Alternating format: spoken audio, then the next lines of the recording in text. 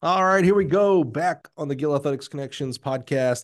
So grateful as always, really just humble that you'd press play once again on our podcast and check out another amazing coach from around the country. Hopefully, you've been catching up here in season 5. We started off with the Baylor 4x4 series. We've had some awesome people like James Thomas over at Oklahoma. We even had a race walker on the show. I didn't think we'd ever have that, and I really learned a lot. And if you weren't able to go to check out that episode, I really encourage you. Even if you have anti-race walking thoughts, I'd really encourage you to go listen to Michael Roth from the Raleigh Walkers and learn a little bit about the event. And we had a really great conversation about where that event maybe should sit inside of track and field or maybe outside of track and field. So there's my preview of what we've been doing in season 5. I hope you've been following along and having a good time. And of course, big back catalog, 200 plus coaches here. And we're going to add one today. Help me welcome the distance coach of Art U, not our first coach, not our second coach, but actually our third coach from Art U. We're going to learn about this really awesome university, amazing athletic program. Help me welcome the distance coach, the wise, the wonderful, Mr. Bruce Jackson. Bruce, how are you, sir? I'm good. Thank you for having me on here. Appreciate it. It's always awkward to sit through the intro, isn't it? You're like, all right, when's it going to get to me? Yeah, it's cool. Race walking, Mike. Come on, let's go. We're talking about distance racing, not race Yeah, walking here today. I was interested. I wanted to hear what you had to say. Yeah. Hey, I don't know. I'm gonna put you on the spot here. Did you get it? Yeah, you're a listener. Thank you, by the way, Bruce, for being here and for being a listener. Did you get a chance? It was real recent for when we're recording this to listen to the race walker, Michael Roth. No, I haven't, but I've had experience Tim Siemens over down at Cumaka College. Him and I are very good buddies. I used to coach Yeah. in San Diego, and obviously his wife is national level. I actually got to see Tim this last weekend for a meet. Oh, So yeah. so I used to have him come out to my teams actually and talk to them to recruit some kids for his Yeah. college. So I'm familiar a Absolutely. little bit with the race walking. I was blown away. I told him even on air, but before air, I was like, "Hey, I'd like to have a conversation about race walking, and I don't want it to be confrontational." And the reason I said that was, first of all, Michael Roth, he's a self-admitted, he's a little bit of a hothead when it comes to race Mhm. walking, and I was very anti-race walking. And I tell you what, I, no pun intended, walked out of that conversation having a lot more respect for the event. And he really, we really had a good conversation of where should it be for, like, the marathon is not part of track and field, right? But it's still Okay. part of our sport. Mhm. So that's kind of where it's like, well, maybe race walking just shouldn't be part of track and field. It needs to live as its own event. Maybe there needs to be events, Okay. like 5Ks and things like that. And maybe it needs to be shorter as well, by the way. Maybe there needs to be a mile. And I know they're in, like in youth events, there's mile race walking. Yep. Cause I was just like, why is it got to be 50K, man? I was like, I struggle with marathon. I struggle with 10Ks, to be honest with you. I know I'm talking to my distance guy here today, but Sure. 50K, come on, man. Yeah. What about a mile? That might be a cool event.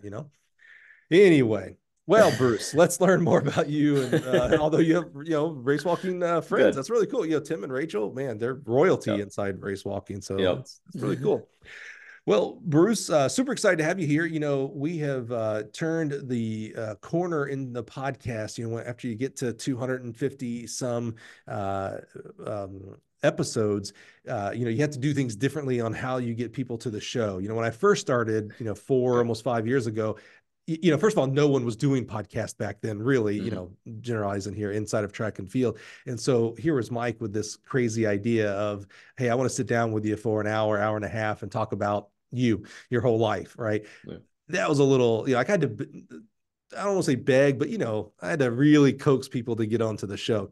Now, and this sounds like a terrible, terrible brag, everybody wants the show, right? So everybody's Okay. so now we've turned it to where you have to be nominated to be on the show. Okay. And you, my friend, Yeah. you were nominated not only by a fellow peer of ours, a friend of ours, but also a Gill podcast alum, Mr. Lamont Vaughn, the head coach at Grambling State University, Yeah. dear friend. And, maybe some of you listening right now are probably shaking your head because he's just one of the more most likable people in our profession. There's a lot of great people that are likable, and Lamont just really stands head and shoulders. Love him.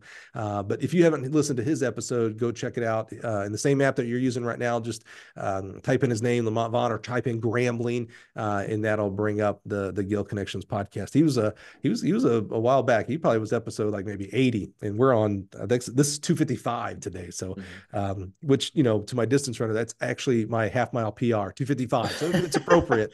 I couldn't even go with marathon PR now. I had to go real low. Yeah. So you were nominated. So congratulations. That is a big deal that someone else thinks enough of you and your history and journey in this profession. And I'm excited to learn about that today. No, yeah, I'm very appreciative to Coach Vaughn there, and we go way back. So I appreciate him nominating me, and I'm sure his name might probably will come up here a little bit.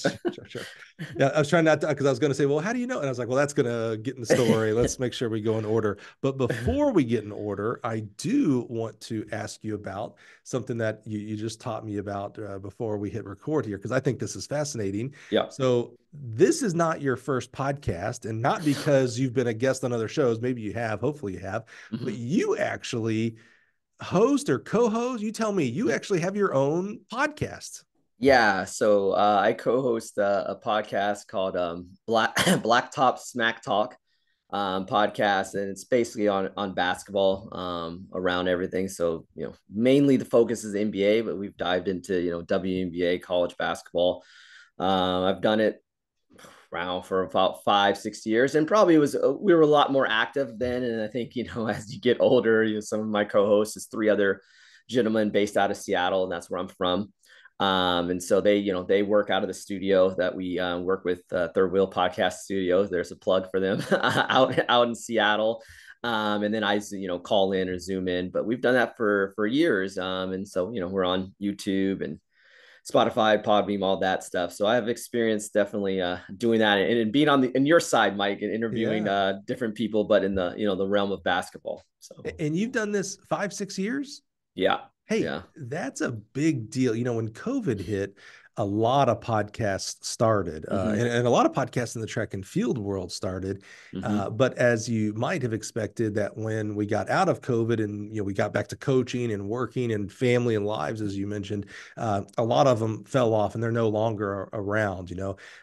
So for you guys were pre-COVID, kept it going during COVID, and now keep it good. Bravo, that longevity, that consistency, which I'm sure you've seen in coaching. You know, A+ consistency will get you a lot farther than a lot of tricks and gimmicks out there. So that's a big deal. Why basketball? Well, you know, maybe we'll learn why basketball, but not track. Why basketball?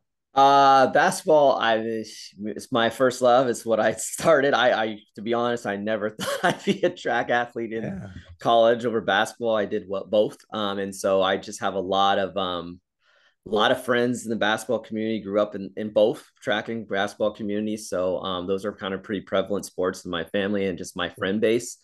So yeah, it just worked. It was kind of like our group chat, you know, exposed, and people wanted to listen to it. And we just, you know, have a lot of connections in those worlds. So has the podcast, because what I'm always learning is that a lot of people would like to do their own podcast. And I highly encourage, I actually encourage everybody, if you want to do a podcast, you should. Just like I would say, if you wanted to have a Twitter account or an Instagram account or whatever, sure, you should. There's no harm if you do it. And even if you do it bad, it's a big deal. A lot of people do social media bad. Trust me, I see it every day.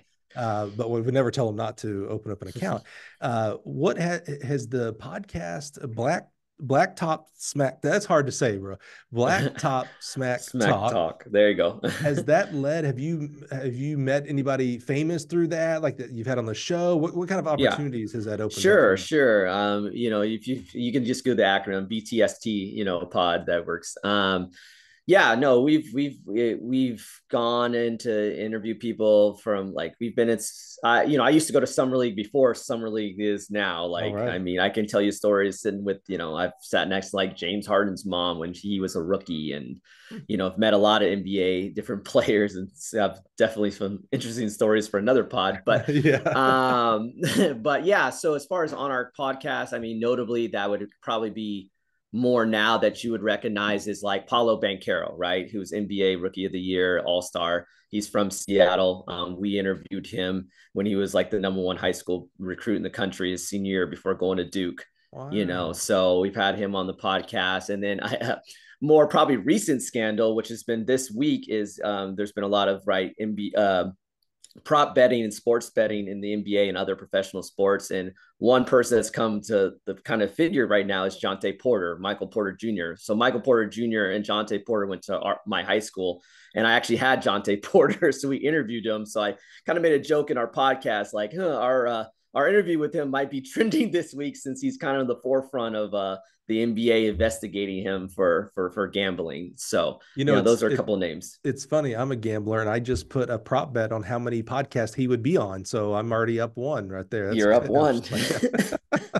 That's really cool, man. I would, Yeah. I give just props to you and your crew for doing that. It's again, it's not easy. It's easy to start it. It's hard to continue it. So, props. So if you guys are listening, so maybe some of you guys don't know, I actually teach a like intro to podcasting 101 college class for a junior college here in Illinois. And so I get to do a lot of the studies behind podcasting, and the average podcast listener, so you listening right now, listens to between 7 and 10 different podcasts. So that's kind of your audience. If someone's already listened to a podcast, it's easier to get them to listen to your podcast than someone who doesn't listen to podcast at all. It's one of the hardest parts as far as the Gill Connections podcast is growing the listeners. Is we're now getting to the point where almost, air quotes, every person who's interested in track coaches who listens to podcast listens. So now you got to go reach out people who don't listen to podcast. Much harder. Anyway, having said all that, if you are listening right now and you have interest in specifically NBA basketball, or do you guys kind of touch college as well? No, yeah, we touch everything. So I would say there's probably a regionality focus a little more in the Pacific Northwest since Sure. we're that way. So obviously, like, I'm a University of Washington alum. They are Yeah. too. But we touch on WNBA, Yeah. college, Okay. NBA, all of it, Well, even if you overseas a little bit as Oh, wow, well. So man. yeah, So if you are a basketball enthusiast, and I'm sorry, Bruce, I'm not, so I won't be that's okay. listening. Usually I always like to listen when people do stuff like this. I Sure. can't handle it. I can barely spell basketball. But if you are a basketball enthusiast, I would go check it out. So the same app you're using right now, just type in Blacktop Smack. I feel like I'm going to say something bad when I say it. That's okay. You got it. Blacktop Smack Smack Talk. talk. Yeah, you got it. And check them out, man. It might be a good podcast for you guys. I'm really proud of you, man. Like I said, it's easy to start. It's really hard to keep it going Yeah. consistently. So that's really cool, man. I love that. I love that. Well, let's learn more about you. I bet there's more interesting things about you. Sure. Let's kind of get in our Wayback Machine here, Bruce. Sure. Where does track and field and cross country distance, where does that start for you in your life? Yeah, for me in my life, that would have started in high school. That's when I started running track and field. I would say it was probably the secondary sport to basketball. I've played basketball my whole life, pretty much since a child. And so I probably thought more of track and field and cross country as just like conditioning Mm-hmm. for basketball. So I definitely I didn't run cross country my freshman year of high school. It was more like, hey, we need that fall to get ready for basketball tryouts. And then I always kind of knew I would do track. It's been around my family. My mother did track and field in like at the high school level, and my dad's side of the family's from Kansas, and so like for them they're all KU fans, and Mm-hmm. my uncle went to school when Jim Ryan was there, and the Oh, wow. KU, and his daughters, who I'm really close to, my cousins, a lot of them did track, so we kind of been around. So I always kind of knew in high school, oh, I'll give track a try, but my focus is kind of more basketball. And then as I got through high school, got more serious. So And where are we growing up at? You said dad was from Kansas. I know yeah, you went to school up in the Seattle area. Where? yeah, sure. I'm born and raised from Seattle. So my Oh, okay. parents, met in Seattle and stuff like that. But originally dad was from Kansas, mom was from Ohio. And yeah, born and raised in the good old Pacific Northwest. So Yeah, that's a great area. I really actually love Seattle. I don't get to go enough. I really do like that area though. Okay, so you're very common, right? We've heard this story 100 times from our basketball playing originalist is, yeah, I did it to stay in shape or get in shape for Yeah. basketball. I hear that quite often. Often. Where did track switch for you?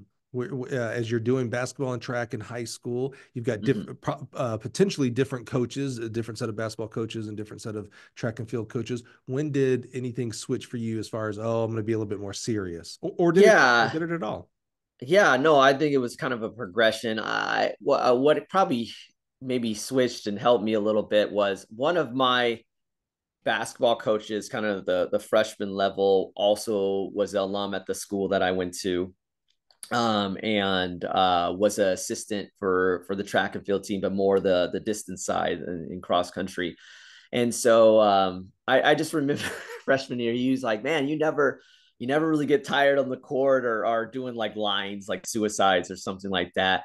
Maybe you should try distance running or coming out to the distance side. And kind of my whole focus when I was going to do track was like, oh, I'm going to come and do like hurdles or some sprint. My Mm. mom did hurdles. So I was like, oh, cool. And my mom went to the same high school. So, Oh, wow. so yeah, so I went to the same high school as her. So I was like, all right, I'll follow and do some hurdles. And I think I went to hurdle practice the very first practice, and then the next day it was like, hey, try distance, and I went out on a run, and the coach was like, hey, just run with these guys, and it was some varsity level cross country dudes, and I think we went on like I don't know, it's just a little recovery 5 mile run, and came back, and he's like, oh, you did you stay with them the whole time? And I'm just competitive. And I was like, yeah, I just run. And he's like, oh, and I never went back to hurdles then, So and stayed did there. did that say more about your distance positivity or your hurdle Yeah, negativity? negatively. Yeah, I think it was just more like, all right, like, okay, it's cool. I'm hanging with these guys. And so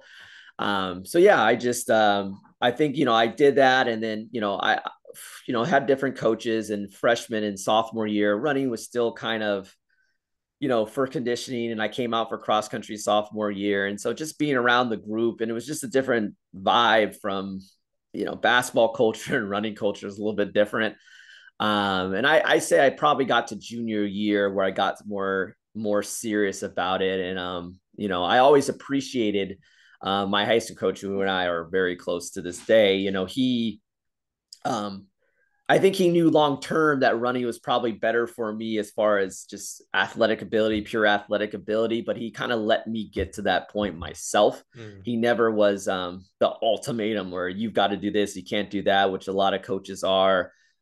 Tend to be sometimes at the high school level. Whereas my basketball coach is like, why are you doing this stuff? Like, we need you in off season, spring league ball and this stuff. And my other coach is like, hey, you'll come to it. And so I think probably towards my junior year, I kind of was like, you know what? I wonder if I like put a little more in running and maybe less in basketball, what could happen? Because at that point, I mean, I had some minor success, but not compared to what, the explosion that kind of came at the end of junior, I would say senior year. So So before we get to that, going back to, I always like when people are telling these stories, I have a, like, it's an automatic, I just start playing the movie in my sure. head, right? And so, when you talked earlier about, at first I did track to stay in shape or to get into shape for basketball, that's a pretty common story.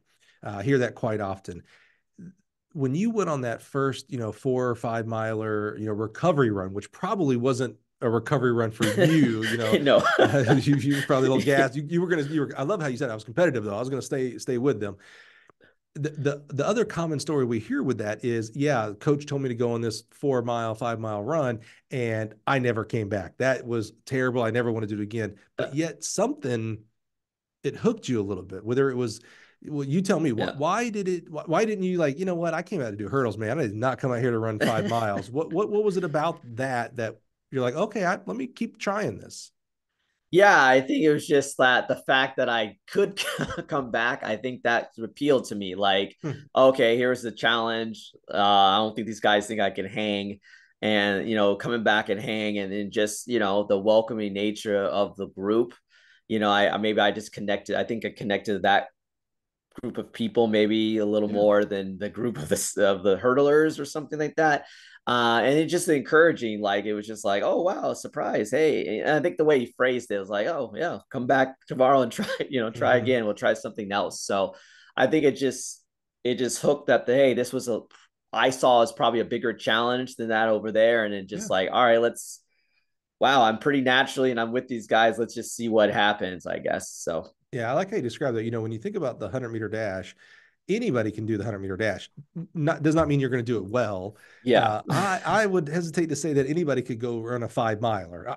I can't. I can run 100. I'll probably still be running it while you're done with your 5 miles. But Yeah. the challenge running the 100 is running it fast. Yep. Now the challenge in the 5 miles is to also run it fast. But the first challenge you got to get over is doing it. Being Yeah. consistent with it. So that's interesting. Learning a little bit about you there. Okay, so you started taking it maybe a little bit more serious going into junior, senior year, and you said success you kind of maybe alluded like Yeah. ramped up. Yeah, it ramped up. I just kind of I just started training a little more, probably because of a girl I liked on the team that was a year older than That me is that also a common theme.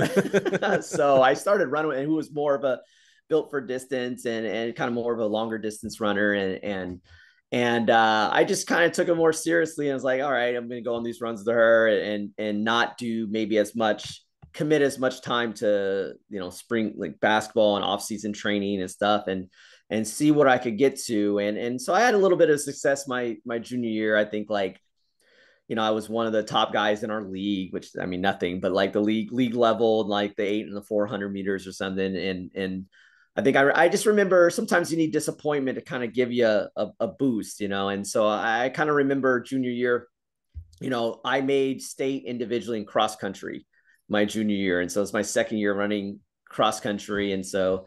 At our school, that was, we had a pretty good tradition at our high school, and so I was happy to make it individually. Of course, I wanted the team to be there, but me and another one of my teammates made it individually, and so I had a decent state meet, nothing spectacular or anything. I think I was like 77th or something in the state meet, and Washington's a pretty good running state though, but it's like all right. And then track, for a long time, I kind of fought my coach and I was just like, hey, I like the 2 mile and the mile. And he was like, I think you're an 800-meter runner. And I was like, no. And so my freshman and sophomore year, I know I reversal, not what you Yeah, it's like, normally wait a hear. minute. Yeah. I normally just wanted to do the 2 mile. And again, he was patient, never forced the issue, kind of always let me get there on my own and kind of show the steps. And so junior year, I kind of gave into him. I was like, all right, let me try this 800 and the in the 400, and I ended up being like the fastest person in the 400 in the league, and was up there in the 8. And I remember scratching the 400 at league to focus on the 8, and I thought I could make state in track, and I didn't. And I had a disappointing meet at the district meet, and didn't. And I think I had barely broken 2 that year or something like that, and I was just like, oh yeah, I didn't make it. And I was just really disappointed. And I just kind of told myself, I just kind of remember sitting in the stands and it's a typical Pacific Northwest day. It's pouring down rain. I'm disappointed. I'm all sad and droopy. And I'm telling myself, like this feeling I'm feeling right now, like I can change this. I'm going to try to put a little more effort in running because I've put a lot in basketball and I'm getting better, but I'm not there's a little more factors, I think, in a basketball, a little more of a team aspect. There's, you have a little more control where, track sometimes is, as viewed as like, right, an individual sport in a team setting. And so I thought, I can control a little bit more in track and field than I can in basketball. And so let's see what we can do going to senior year. I'm sure a lot of coaches are listening right now and they're replaying the hundreds of kids that have told them, hey, I'm never going to let this happen again. Hey, I'll never want to feel like this again.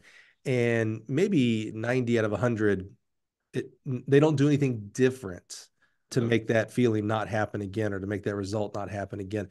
What did you do differently when you were sitting there? And I kind of picture this, the commercial with the rain cloud that's just Yeah. following just you, Mm-hmm. but you have to do something different now for the next Yeah. 365 days. So it's different next year. What did you do different? Yeah, no, I stuck to my guns. That summer and all that, I kind of I was committed to the team and obviously had friends and players as far as basketball, but like summer league ball, I tried to like kind of minimize just how much I was around basketball and turned that into running. So I just like trained that summer, trained like I had actually, hey, and you come and do summer practices, but I think a lot of times as coaches know, sometimes people are just, you're going through the motions. Like, are you really, is the toe in there? Or are you really dived into the lake? And so Mhm. I finally stopped putting the toes in there and dived into it. And just try to, like, make my life around it, and really run on my own, and focus on pace and really communicate with my coach. And yeah, and so that's just kind of the big change, where I just kind of shifted the focus. Like, yeah, I'm going to commit myself to the team because I'm one of the best, basketball players of the school and all that, but I'm, going to reshift a lot more of my focus Right. on working out on my own and conditioning and all that. And so that's kind of the focus. And then, yeah, and then senior year was, kind of way better, Yeah. way How'd better. it work out? Yeah, it worked out well. I mean, I made it state again in cross country, and another teammate, and I think I had another disappointing setback that I wouldn't have had the track season I wouldn't have had if it wasn't for the disappointment that senior cross country. And I kind of use that sometimes with my athletes, about sometimes you need disappointment to right you. And so, I was one of the better runners in our district, I would say, at the state level in cross. And my whole goal that year was to make Team Washington. I'll never forget this. Probably the only time I've ever, I'm admitting this in a podcast, only time I've ever cried at like a competition. But Team Washington, if you don't know, like in the Pacific Northwest, and I don't know if they still do it. It's called Border Clash now, but Right. Border Clash is or it was called back then. It was the top 40 cross country runners in Washington go against the top 40 cross country runners in Oregon at the Nike campus. And like my whole goal was like such a big deal.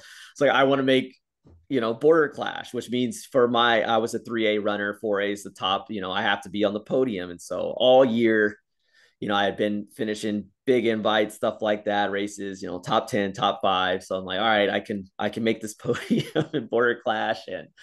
And I had beat my teammate every single race Oh no. all year long. And that particular year at the state meet, it was a windstorm year, actually 40, 50-mile-per-hour winds. It's Oh. documented, and they ran in it. And I'm a little bit more of a 800 body type. I'm a little more taller, stockier. And actually, my teammate, I remember this. He was actually he ended up being a professional cyclist, but he had been cycling his whole life, so he understood the concept of like Drafting. drafting, Yeah. sitting behind someone, and it was a bad race. And like I was up in the leaders the first mile and a half, and just slowly just started Oh. dying off. And I will never forget that. I remember there's a point in the race, if you run at the Washington State meet cross country course, where there's a point where if you're in the back and the leaders in the front, there's kind of a turn, and so you can see the leaders go by. And I Mhm. remember at that point, the race is over, Yeah. and and I'm sitting there and I'm like, oh, there's such and such who I was with, last week at the district meet. There's such and such who was, right there in the league. Oh my gosh, my teammate, he's in sixth. What? Like, You're like, you son of a.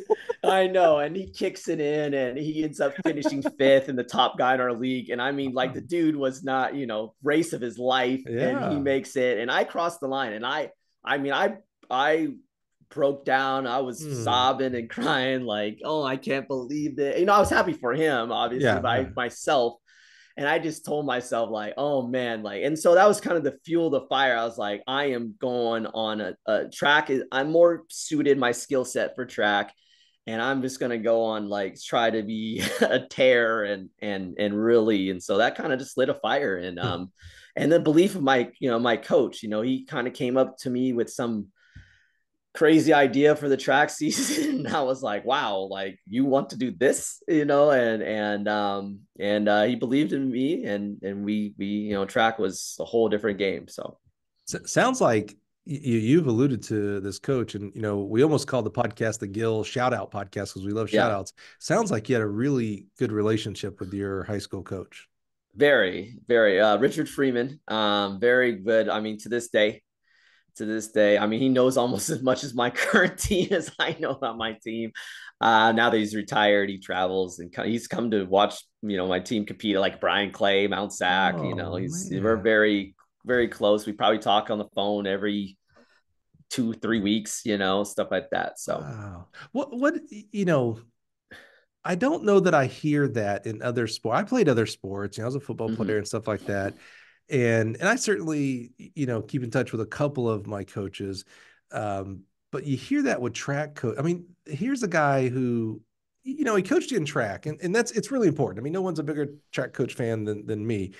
But here he is in retirement, traveling to his former athletes now team. I mean, that's what do you think that bond is? Why in track and field? Yeah, I don't know. I think there's so many, I guess, our depending on the obviously I think for everything there's so much maybe one-on-one just Mm, face-to-face interaction. I think obviously like when I think of a basketball environment, of course there's that, but in a practice setting, right, a lot of times you're addressing what are we doing as a whole group, what are we doing like that. And maybe with track, you do address obviously the whole team, but then you have to come up because so many, we might be a distance group, but this person's a steeplechaser. This person's right. more of a 800 runner. I think, I don't know, maybe it's just, there is a lot of just face to face interaction, maybe a little more. Maybe that's Yeah. why. I don't know. Yeah. I just don't know that if you to become a basketball coach, if your basketball coach would come down to watch your games. Yeah. I don't know. No, yeah. Yeah. I Yeah. don't think that's, And that's not judgment on the basketball coach. It's just, yeah. I'm just not sure. So you are going through your senior year. You're having a much better senior year Yeah. after cross country season. You have a wild plan Coach Freeman comes up with, and you have to start looking at schools, whether it's to actually run or at least for Yeah. the academic side. Tell us about going in and thinking about the college process, and where did you end up going and majoring in? Yeah, yeah. I mean, think after my, things have really opened up after senior year of track. I mean, the crazy thing he wanted me to do was do the Alberta One Terrain double. Win the 400 and 800 at the state meet. Oh So, and wow, we yeah. we and we accomplished it, and I'm still the only prep in Washington State history to do it. Is that right? Holy Yeah, that is cow. correct. Yeah, so toughest double in track and field. Yeah. So yeah, after doing that and dropping, significantly my times in both of those, because now, I went from probably getting, junior college CC offers, and I was getting stuff for basketball, to literally, senior year, here's a guy that thought he was a 2 miler, doesn't train like a sprinter. And now he's, ran 48.4 and 154 off of distance training. And then I ran Wow. 47 this summer, splits like that. So I mean, tremendous increase. And so I had a lot of schools interested in me, but a lot of them wanted me to go. And I think the biggest riff for some of them was a lot of them wanted me to come and become a sprinter, and it's like, this guy's running this fast without like literally training like a distance runner. And I didn't want that. I kind of wanted to be a middle distance runner, probably focus more on the 815 potentially in mile, and still run. I love the relay 4x4 and stuff like that. So yeah, it was, that process was interesting. It was really late for me because, again, I Mhm. kind of gambled on myself. I didn't have, like I said, I kind of had a disappointing cross country season and wasn't getting too many interests. And then obviously my junior track, I didn't have anything phenomenal. I had ran like 159 and 51 something, and so, Holy Titanic. cow. But again, I was so undertrained, like I told you, and I took it more seriously and had this Yeah. kind of gigantic leap, and made high school nationals and all, which was back then Adidas, now it's New Balance and all that. But Right. so yeah, my coach just so like, I didn't really, to be quite honest. I mean, I talked to a few schools, but like my recruiting really jumped after the high school state meet. So you're almost into summer after your senior year, perhaps. And so yeah, so I mean, I remember obviously at the state meet there was schools, and beforehand, I would say the only school that kind of consistently talked to me leading up to that was like University of Washington a little bit. But I know during that process for me, I really wasn't sold in going to school where I was from. Mhm. I didn't want to go to school in my backyard. My senior year, we had a brand new track as well, and it's like one of the nicest tracks in Seattle. And so, like, my high school track at the time, I would say Right. was nicer than the University of Washington's track, Mhm. because they used to have the old track, the Mhm. few that were around the football field. And so I was like, I don't want to go here. And so I looked at a lot of schools. I was, out of state, and ultimately, out of out of the schools that some very big time schools that recruited me, I actually ended up at Eastern Washington. Oh yeah. Yeah, The Eastern Eagles. Washington. Yeah, Yeah. greatest recruiting job ever. Yeah. But yeah, yeah. So So interesting subject. yeah. Thinking about, and I know track is a little different college-wise Mm-hmm. scholarships and things like that today Mm-hmm. than it was when you were being recruited. But it's always interesting to me. I love how you put that, you bet on yourself. Mm-hmm. There is a lot of pressure put. I mean, we always have to remember, and I think sometimes we forget, we are dealing with 18-year-old kids. I really loved your story about breaking down at the state meet for cross country. You're a tough guy, you're a strong guy, you've gone through a lot that we're going to learn and things like that, but you were still a 17, 18-year-old kid. That emotionality of what happened and what didn't happen, your Yeah. success didn't happen there, hit you in that moment. There's a lot of pressure on these 17, 18-year-old kids to make collegiate decisions in track and fields. But this is where I live, and I see this Yeah. literally I see this every day on Twitter, where somebody will say, hey, if you've gotten an offer now, you better take it. It ain't gonna be there tomorrow. If Mm-hmm. you're waiting for these, power five, what is it now? Power five. I don't even know what we say anymore. We Power gotta, two. yeah, power two. Yeah, right, exactly. If you're waiting for the big time, air quotes there, Division I offer, it's not going to be there because of the transfer portal. A lot of I see and hear a lot of fear mongering with this. Now, I also believe that a lot of our coaches that are saying it. I do believe they're saying it for a little bit of self interest, honestly, but I do believe Yeah. there's also the heart of I don't want a kid to get screwed over here. Yeah. Again, knowing that recruiting is a little different today than it was back Sure. then, you didn't do that. You had some offers at 159 and 51, or offers to go places, and maybe some small scholarship offers or something like that. And again, I love how you put it. I bet on myself, and you end up, Washington now recruiting you, big name schools and Eastern Washington. What is your and you sit at a Division II school, which that plays into this whole, Mm-hmm. if you get an offer, you better accept it now type of culture, if you will.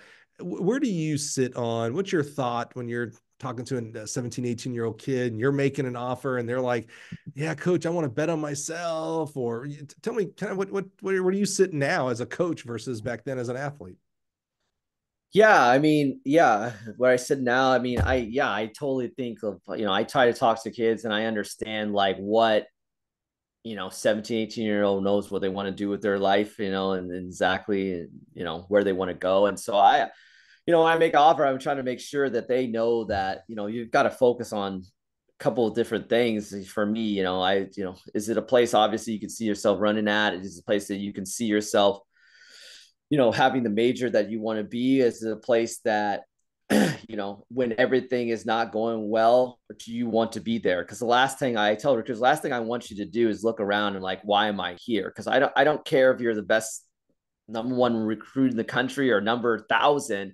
There's going to be a time where running is not going to be going particularly well. School academically might not be particularly going well, and then you're Right. going to have to sit down and look around your surroundings and like, is this where I want to be with some of Mm-hmm. the other things that, whether social, location, environment, Right. weather, things like that around. And so I'm a little more patient. I'm not, to be honest, I'm not a coach that typically puts out deadlines Yeah. on athletes. Now, I usually sometimes challenge them and be like, hey, do you maybe particularly, because sometimes nowadays I would say probably the difference is some of them actually have their own deadlines, where I Hmm. think back in the past a lot more were just kind of like, because the recruiting market wasn't well as known, where there's just like, oh well, I'll wait because they'll tell me what to do or they'll get a deadline. Where I think a little bit more nowadays recruits are a little more informed of what the climate is, Hmm. what's going on, what, as far as like that, they're a little bit more knowledgeable as far as official unofficial visits. Right.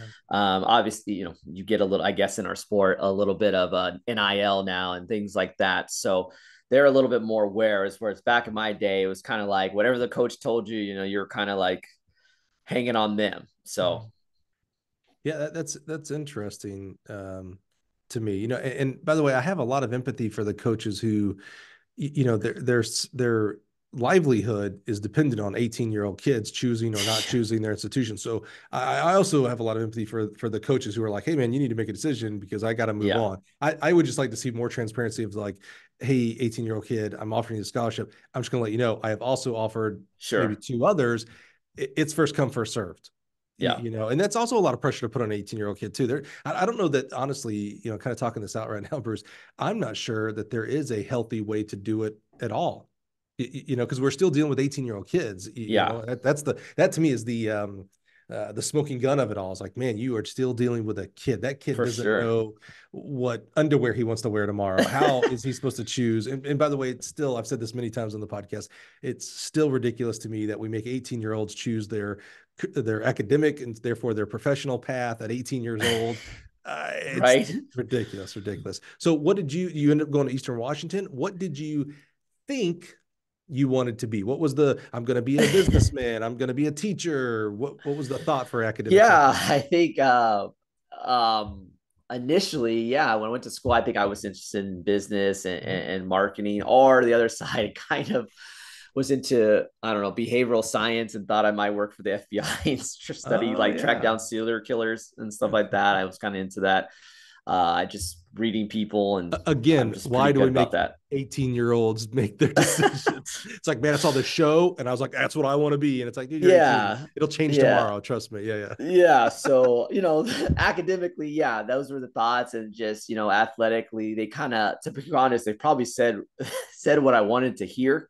I can tell my mindset was a lot different back then, and you have club coaches, you have your high school coaches telling you to go this and that, and I can kind of remember where they wanted to. I remember my club coach really wanted me to go, I want you to go to Georgetown. You should go there. And then, you're getting letters from, I was getting stuff from most Pac-12 schools and all this stuff. And, I think for me at the time, I kind of wanted to be, probably did say it, but probably like a big fish in a small pond. And Mhm, mhm. so, Eastern just kind of worked with that. And they kind of were selling what I wanted to hear as far as like what I wanted to run. And so I wanted to focus more on kind of middle distances, where some of Mhm. these other places probably wanted a little more emphasis on the 8 and 4. And like I said, I know it's wild, but I'm the rare person that moved down in Yeah. distance and not up. And so I enjoyed cross country and stuff like that a little bit longer.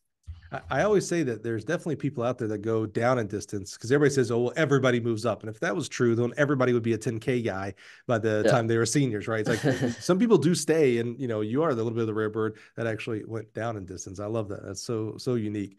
What I'm always curious for athletes who have a strong relationship with their high school coach, how they Mm-hmm. transition to their college coach. How did that go for you as far as a relationship with your collegiate coach? I mean, obviously the first stop here at Eastern, not very very well, but Okay, you gave us a you little hint know, there that we're not going to graduate from Eastern, is what you're saying. not gonna graduate from Okay, Eastern. all right, So okay, yeah, not very well. okay, happens. Didn't have it, very good relationship. I Sure. redshirted my freshman year there, and but again, I hindsight, and I know myself, and I probably didn't help the situation. Sure. I played definitely a part in that for sure. And so you're young, you got to Mhm. mature, and I was definitely immature, and and I think also just probably culturally it was a little bit, I'm being in growing up in a major metropolitan area and moving pretty much into a very rural area was probably a little more culture shock and just Mhm. things like that. Yeah, I don't think we talk about um that a lot enough in recruiting. I think that's a good point. yeah, Mhm. so yeah, we didn't have the best relationship. As far as my distance coach, I know, Mhm. as far as the head coaches and other coaches were actually pretty well, and they were there for a long time. Stan Kerr, Marcia Mecklenburg were there, and so obviously I had a different distance coach. Yeah. So where'd you go? So after, yeah, 2 years, I transferred back home to the University of Washington, and probably, I always say, maybe the best decision I ever made in my life, maybe close to it. And a part of that was, not, just needed a different environment. I think it would just worked well being close to home. My mother was diagnosed with MS when I left college, so a lot of people actually didn't know if I was actually even going to go to Eastern. You know, we had kind of an incident right before I was supposed to leave. So I ended up coming there a little bit late. And so for me, moving back home, it served, purpose was one, I needed definitely a change of scenery and to kind of get my running career going again. And then also part of it was just to be closer to my mom because I mean, literally became her power of attorney at like the age of 18 years old. So like, See, this is, I'm on kind of a crusade personally and outwardly to our coaching body of being more empathetic. Again, I keep saying, we're dealing with 18-year-old kids. Again, they are kids. Even you may have been one of the more, and obviously you had to have been one of the more mature 18-year-olds, but dealing with your mom having MS today at this age and stage, you're a full born adult now. You've got a lot of maturities, would be extremely hard. An 18-year-old dealing with this, becoming your mom's POA, dude, that's tough. That's harder than running sub 150 in the 800. That's harder than making a 4.0. That is real stuff that kids are going through, that you are going through while going to a whole different environment to live, new friends, where do I go to eat, cafeteria? Oh, by the way, no one's telling me to go to bed at 9, 10 o'clock anymore. So I can stay up till 2 and all these kind of things, yeah. and having expectations of running fast, making your grades, being a cool teammate, things like that. That's hard. Yeah, yeah. I mean, it was tough. I mean, she was, and you're getting decisions. And at that time she was handling it pretty well. Obviously it's a deteriorating Mm. disease. But when I first moved back, I lived with her that summer coming into UW. So, at that time now I'm 20, I think I turned 21 that summer or something like that, but 20 years old. And so she was still living on her own, but you can see, things deteriorating and stuff like that. And so yeah, just being able to help her with the decisions and stuff like that, and just with her health related issues. But yeah, no, moving to UW, it was like I said, probably the best decisions I ever made. And then obviously being in there, my very first year, I met Coach Metcalf, and that's my guy. I love Met, Yeah, love and Greg. I'm a big Greg. And so, that whole staff, believed me. A lot of those guys, followed me in the high school years, and then, obviously transferring there. And I just really enjoyed my time with that staff. The staff at that time when I first got there was Dion Miller, who I know has been on your show, Yeah. Coach Miller, Yep. Arizona State. So Dion was the sprint coach, Coach Metcalf, obviously the head coach distance. David Bozzi, who, to me is like a Seattle local legend. So I love Boz. And then at the time, Kelly McDonald, who's, Kelly Bean now, married. So that was the staff on there. And then obviously we had other staffs with, other event areas, Pat Licari, Yeah. Regis, things like Yeah. that. So Pat was there. So He's a legend, yeah, man. Yeah. yeah, Rasmussen. So you're getting into your last couple of years of college, you're being very responsible for your mom, you start thinking differently about your future, you start thinking about your future. It's Mm-hmm. not just what's today and what's tomorrow, it's like what is 5 years from now. Yeah. How did your mindset change at all in regards to academics, as far as what you're going to major in and what you might do? Eventually you're going to graduate, I'm going to become an Yeah. accountant or Yeah. a serial killer interviewer. What are you thinking? Yeah.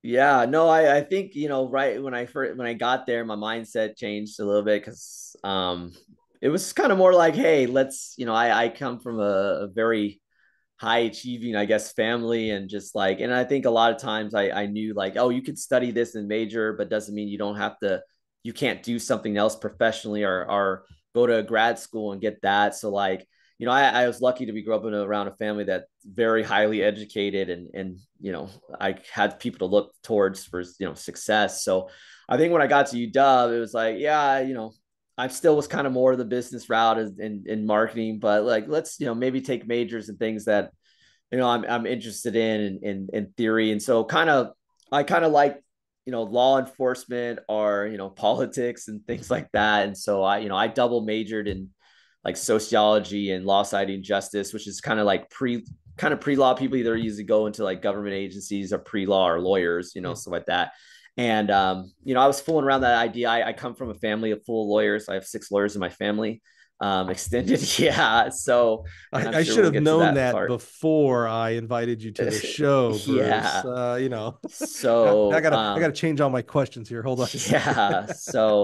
So I just kind of, I think when I got to UW, it was more like, all right, let's, I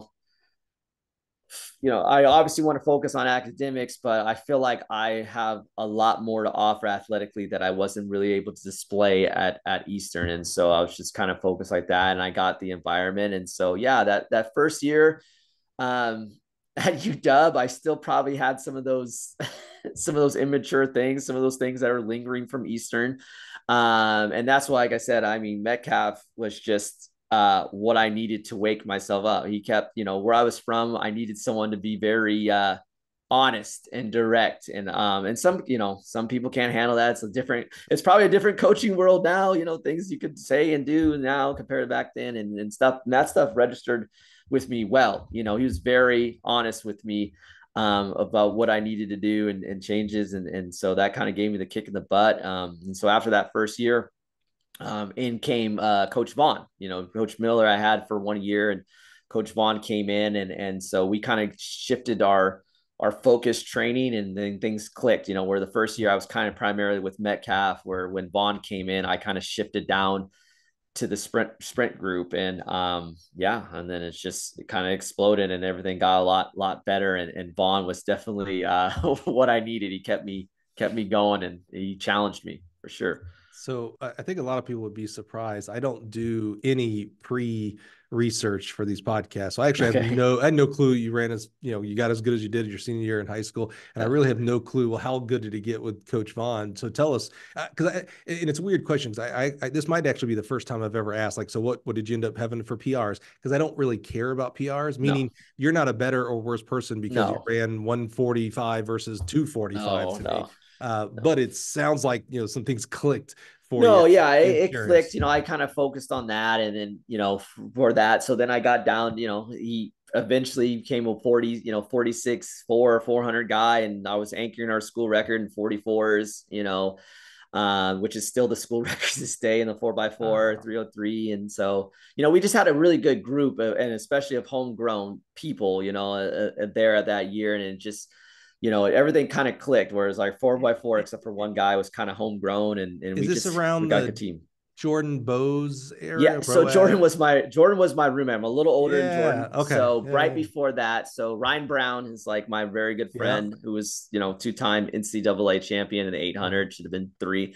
And so Amy Leah was also a 1500 Yeah. meter champion. They won it the same year. So this is about 2005, 2006, 2005, Yeah. 2006. So Austin Abbott so was 2000, there. 2005, did Mm-hmm. you run at nationals in the 4x4? Yes, we did. We did. We What did. what place did y'all get? So that 2005, we were the fastest team not to make the final in nationals. I Yeah. got caught at the line by Northern Iowa, I remember, and ran Yeah. 304. We had 303, but that's the year that the collegiate record got broken, where like all 8 teams in the final ran like 301 or something, three flat. So Yeah. my team got, it's a lot of years now, so I can't remember. We Yeah. got third, fourth, or fifth somewhere in there. I was coaching at Mississippi State during that Oh, time, yeah. Oh, and yeah. so I Yep. remember that's why. So, Yeah. someone, it's funny, posted on Facebook the video of that race where Xavier Carter, Kelly Yep. Lindley, Exactly. um, Yep. oh gosh, I should know Yeah. the four bastards that from LSU that set the record. They I destroyed think, yeah, it everybody. was like, I think Benny Brazil on Yeah, there. I think, Benny was yeah, yeah, probably yeah, on it. Yeah. yeah, And I yeah, remember someone posted on Facebook and I go, yeah, this was the race that got me out of coach. That was my last race I coached. I was like, you know what? I go, we ran 301, three flat and change or whatever. I was like, we're, yeah, we're supposed to win. I was like, and I think we were fifth. I was like, we are yeah. fifth. No, I was that like, this is not fun, which is the ironic part is now you run three flat and you're still fifth I because, know, right? it's just ridiculous. Different It's times, but ridiculous. I know I actually vividly remember that because Yeah. I remember like, yeah, and I was That's like, very oh cool. wait, we're gonna go. No, but Oregon, Arizona Yeah. State was in that final, Yeah, and we yeah. had been Arizona like, State, Minnesota. That's when Adam yep, Steele and yep, yeah, oh yeah. gosh, the other guy. I Yep, get older, I yep. just forget all these You names. do, yeah. But Pretty yeah, no, we amazing. were stuck at the hip, and so we were That's like, cool. oh my gosh, I can't believe we for the first team out. It was a But dogfight to make the final. I remember that yeah, vividly. I really do. So, so you have a much, I mean, gosh, you got a lot better, and you have Coach yeah, Vaughn, and he's a pretty. I would feel like I'd be like, as an athlete of his, it'd be pretty cool. I mean, he's a great guy. He's a great friend. So I could see, him being a coach. Uh, Career ends athletically, hmm collegiately athletically. hmm Now you got to make decisions on what you sure. do. What do we do professionally? Do we keep running? I mean, you're a pretty good mark, so maybe you try that. Yeah, so I just kind of I think sometimes you hindsight, but I do remember graduating, and I do remember Vaughn, and my training partner at the time was Shane Charles, who ended up being the Grenadian record holder 400 hurdles. He was All American, Pac 10, Pac 12, whatever champion. And so just kind of the natural progression. I remember Coach Vaughn asked me, like, you've always been tall, athletic, stuff fast, more of a probably stronger, more speed endurance, probably 400 runner than explosive. Why don't you want to try 400 hurdles? So I was like, Oh, this sounds like a Lamont thing to now I do. regret not doing it, but I think sometimes you graduate and you're like, well, now I can do what I want to do. Right. I'm gonna run what I want. And so, I always loved, like I said, that kind of distance and all Right. that. So I kind of focused more. I was like, I'm going to focus on the 800. And at the time, I was like a 149, 800 runner and all this. I'm going to focus on the 8 and maybe the 15 and do that. So for 3, I graduated in 2006, and kind of my thought process was like, obviously I always valued education, just obviously for my family and being, and I know, I wasn't one of those people like, I'm going to chase this forever. I know reality. So I kind of just was like, all right, I'm going to do this to the '08 trials. That's Mm-hmm. kind of was my mindset, was Yeah. like, I'm going to do this. And so I went back, and I actually got coached by my high school coach. So I went back to him, since I'm in Seattle now, and went back and trained with him. And I joined, local Club Northwest. And they kind of had like kind of elite division where people were getting sponsored by, like, Brooks or something back at the time. And so that was and a lot of like kind of UW post, alums would kind of do that, a little bit of that route if they stayed in the Seattle area. So, that's what I did. And I just kind of, focused on that and trying to make, the trials, which I didn't end up making, but, made some USA indoors Yeah. meets and club nationals, won that one year, and just kind of traveled to the US and kind of did the whole post collegiate thing for about 3 years and did that. So on our podcast here, Bruce, we focus on coaches and their journeys. Somewhere coaching had to start for you. Yeah. Where does coaching begin So here? coaching, yeah, it was just like in 2008. Um, I was just, it's just randomly, I was on a run, and I used to live right by Woodland Park, which is right by Green Lake. If you've been to Seattle, and Green Lake's like the running kind of mecca area of Seattle, and so I was just literally on a run, and one of my old youth club coaches from back in the high school days, Jim Neff from Rain City Flyers, and there's a dirt track over next to Green Lake, and I'm just running, and the little kids are running, and he sees me, and he just kind of yells at me, hey, how do you want to help out? And I'm just like, sure, I'll help out. And he's like, at the local high school. He also coached at Roseville High School. And I was like, all right. And he's like, yeah, I'll just give me a call or text. And so I did. And ended up hiring me as the sprint coach that year of 2008 at Roosevelt High School. And that's where it began. Now, as the sprint coach. Yeah, as the sprint, I was the sprint coach, and then I, helped him out with the middle distance. But he was, primarily the distance coach, and Right. he needed some extra helping hands. And I've ran obviously the 4 and the 2 a little bit, and up. So it's just like, hey, help coach these sprinters, and then you can, help me out with the milers and 800 keep. I was like, all right, sure. So what's your memory? It's always interesting to me when an athlete, especially an athlete of your caliber who did it, you did it for a long time and then did it past collegiately as well. I mean, that just, those are master thesis type years at that point. When you change over from athlete to coach, it's different. I don't care how high level of an athlete, not, and when I mean high level, not necessarily your times, but how much you really listen to coach and ask coach, well, why are we doing this workout and this, not this workout, those kind of things. So, how much you actually paid attention to it. Most athletes don't. Most athletes say 4x200. Okay, let's go. They don't ask about why and what Oh, systems are being worked. But now you're on the coaching side, meaning you've got to know why you're doing workouts. What's your memory of that first year of actually direct, now it's Coach Jackson, not Bruce the athlete. Yeah. Yeah. It was interesting because like some of those kids, I might know they're like, knew their older siblings Mhm. who maybe ran club with me or something like that. So, you're young. I mean, at that time when I started, I was 24. And so, yeah, it was just tough just trying to, and I think a lot of new coaches, you're right. You just kind of think of like, well, what did I do back then? Mhm. Like, what are some of the workouts that I did? Absolutely. And then obviously I had Jim as a resource who had been around the game for a long time. So just like, programming, you're just sometimes it's just trial by error, right? Trial Mhm. by Mhm. fire, see what this does. But I just kind of thought of myself like, what did I want? I think young people can tell if you're authentic or just disingenuous regardless. They're willing to do whatever, even if they know maybe you might be the most knowledgeable or something like that, but Mhm. they will work for you if they know that you care, Amen. And so for me, it was just about relationships, and that's something I always learned from my high school coach. Ultimately, it's about relationship and how do we make these people better people. It's not necessarily better runners, but just better people in general. Mhm. And so just showing them that I could care, and I was going to, if I didn't know something or I wasn't skilled, I was going to go read about it or ask someone about it or, pick their brain about it. And so, I just remember, yeah, that first year, yeah, the programming, I think of some of the things we did, probably, probably not the best, but I think, they performed because they could tell I was bought in and it wasn't just like, I'm showing up here to get, some chump change or something like Right. that. So, Yeah, I think I always take it as a real big sign of a coach when they say, "Oh man, the first year or two that I coached, I look back on, I need to apologize to them." Like, "Oh man."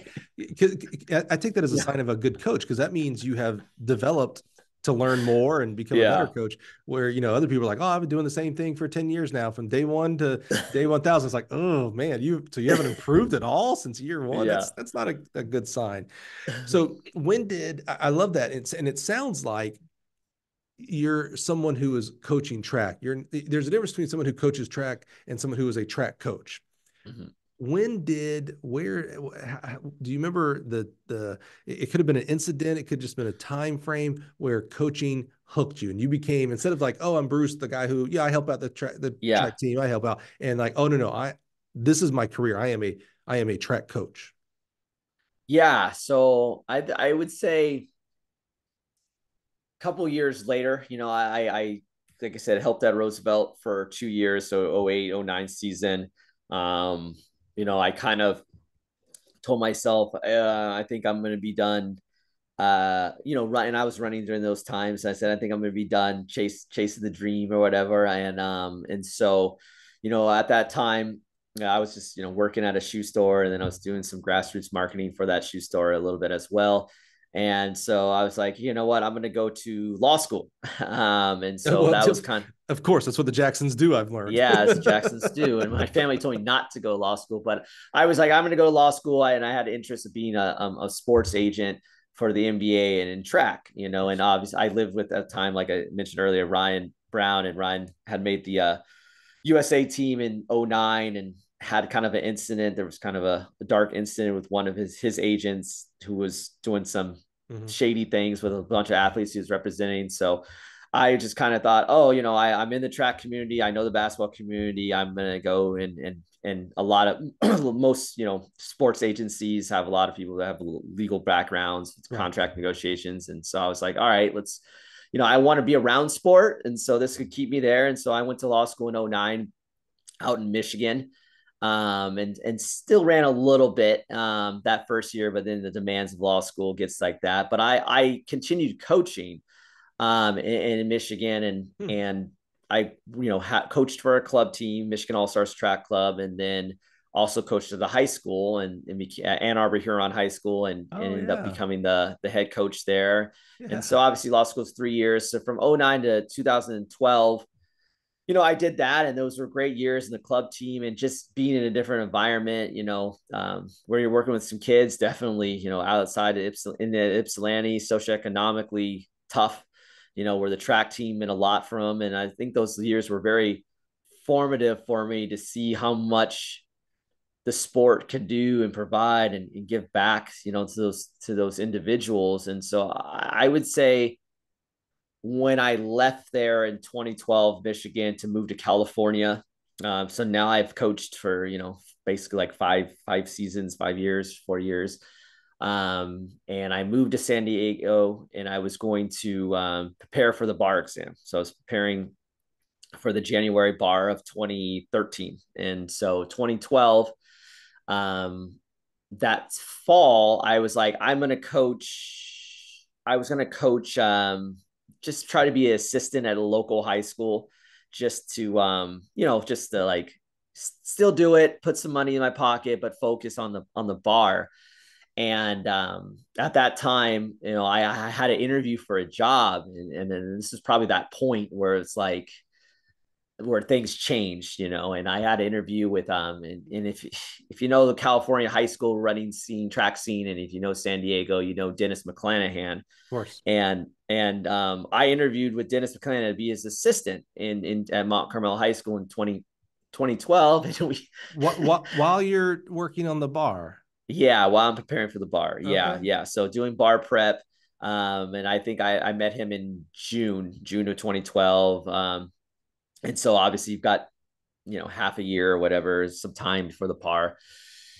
And I remember we had an interview at like an islands, and it wasn't even like an interview. Dennis, he can get talking, and it was like 3 hours and whatever. And I'm thinking, all right, I'm going to be this guy's assistant coach. And I remember he calls me, and he just happens to say, like, one of his former athletes, Sean Forehand, who actually used to run for like the Nike farm team or whatever. He went to Mount Carmel, and he's like, he wants to get into coaching, and he doesn't have enough coaching stipends for the both of us.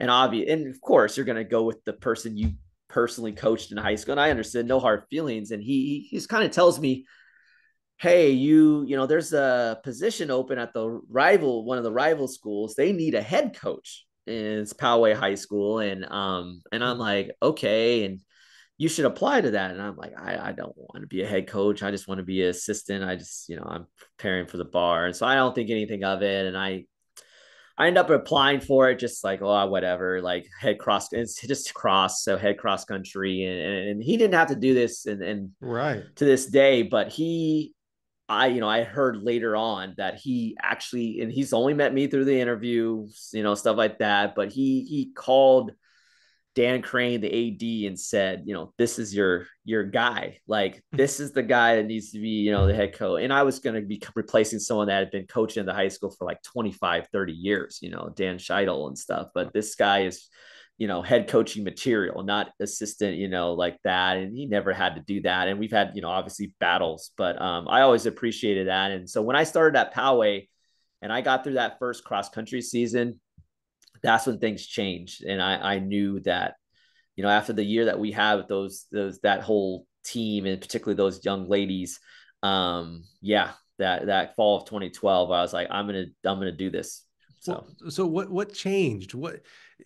I hope it wasn't you ended up going to the state meet and winning the state meet, because that's no, that's not a tangible thing. It doesn't happen every year. It's no. like you're going to chase that for the rest of your life at that point. So Yeah. what was it that a semester, a fall semester coaching high school, Poway High School, you stopped you stopped the sports agency dream, you stopped maybe studying for the bar? What happened? Yeah, I don't know. I just kind of, the totality of things just kind of culminated that year, and just like taking over for kind of a traditional kind of a little bit of a story program, but they kind of had lost its luster. Just probably people needed to hear a new voice, and just seeing those kids and how enthusiastic I was, such a different person, coming background than what they had been in, and just that year. And it was a very good year. I think our women's team made, state for the first time in like 17 years or something like that. And very young group, and everyone was back, and just like the reception I got from someone from a place that's so completely different from where I'm from, just socioeconomically and stuff like that. And just like, I don't know, I just got to the point where, for me, just seeing how grateful they were, plus the experience that I had in Michigan, I was just like, I like what I'm doing. And part of me, what's important for me is like money's not like important for me. Like I need to enjoy what I do and have some type of be rewarding feeling of that. And I can help others.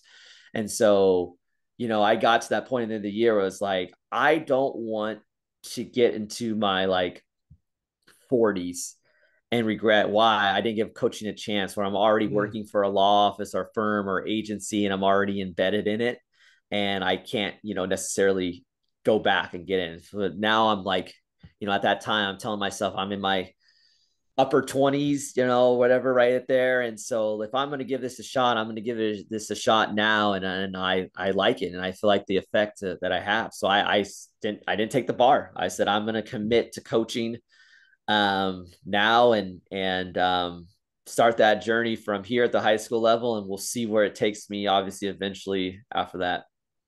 Earlier, you talked about your training in high school. You talked about dipping your toe in versus diving in, just full Yeah. bore, cannonballing it in.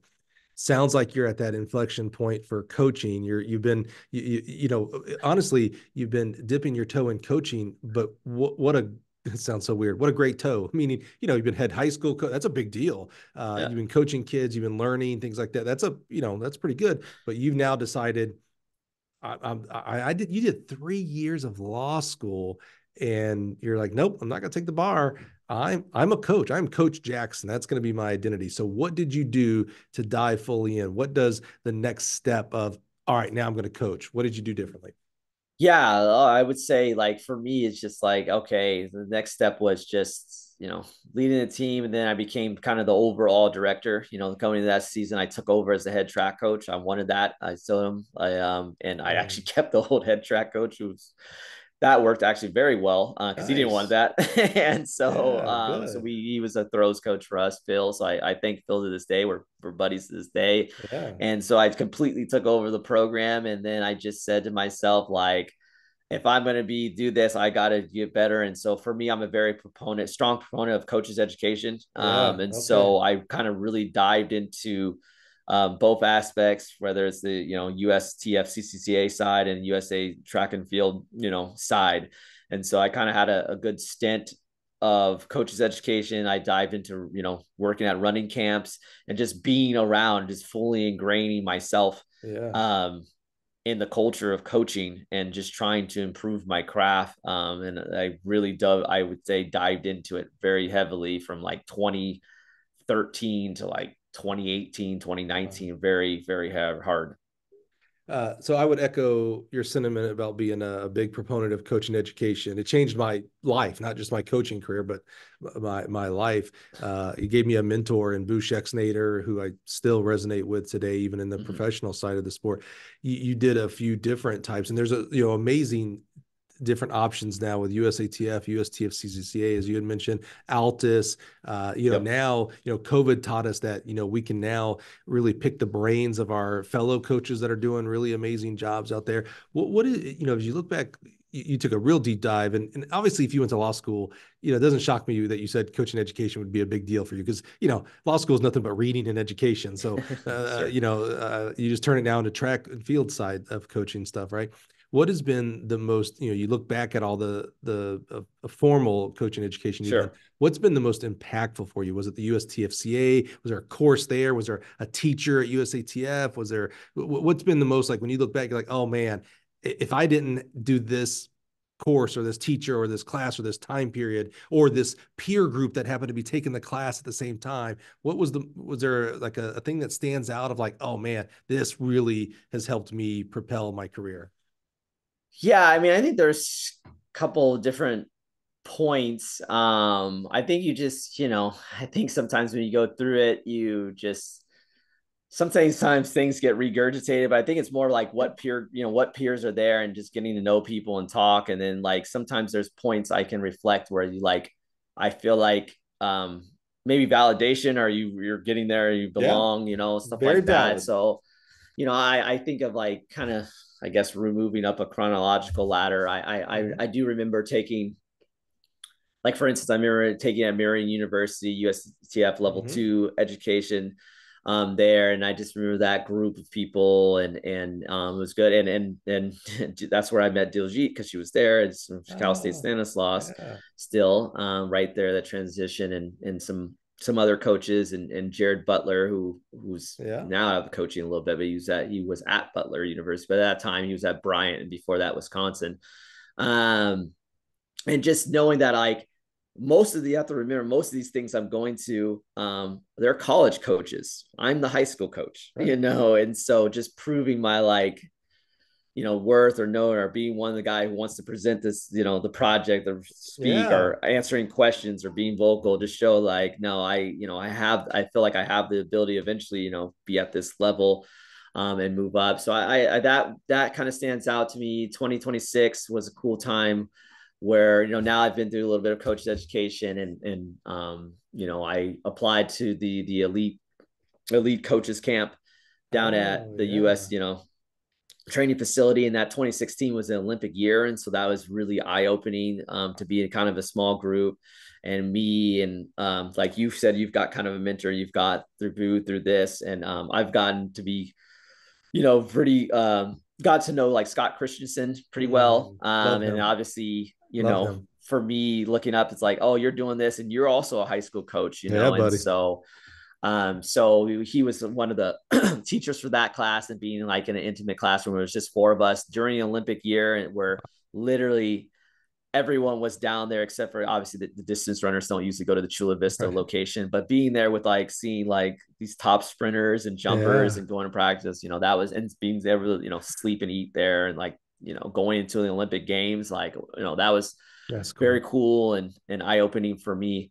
And then I think, just when I got to the point where I would say, I speak and taught for a long time at this running camp called Runner's Workshop, Hmm.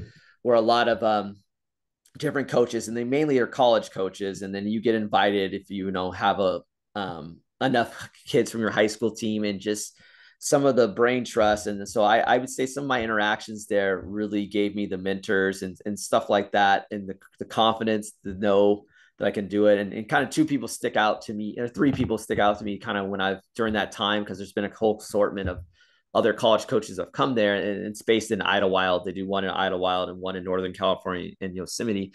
Um, but one particular time when I was there, when I was thinking about jumping to college, and doing that, this is probably back in 2016, 17.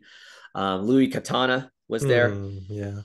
And he was from, at that time, I think he just maybe transferred to Oregon State, or still was at Arizona State. But just having a lot of one-on-one conversations with him, and the, like, what do I need to do? Like, I really, I love it. If I'm going to make, coaching my career, you don't coach, you still got to eat and pay bills, right? So you That's don't right. coach high school for you coach high school for the love. You're not coaching it Right. for a paycheck or something like that. And so just talking to him and picking his brain, he was very, very helpful during that kind of time period of my life. And then another coach that kind of went there, who I'm, really talked to and friends today, is Devin Alizano, who was the coach at UCLA before Sean Brosnan took over there and stuff. But at that time, Devin was coaching at UC Davis.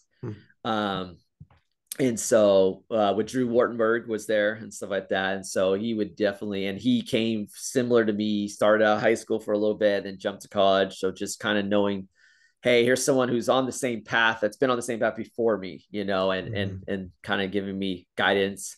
And then kind of the voice, they call it the voice of California, but Tim O'Rourke Mm-hmm. used to be there. And Tim, kind of the next phase for me was like, all right, you're going to this coach's education, you're doing these things, can you teach coaches how to coach? And Tim was really good about helping me, get out and exposure. And so he worked with the LA 84 Foundation. And so at these camps, he always thought, you speak well, you present, you're really good at teaching these, teaching at classes, these campers and stuff like that. How would you be interested in doing the LA 84 Foundation? And so I did that for a couple of years, teaching their, beginning and intermediate, coaches training, as far as, sports physiology, stuff like that. Wow.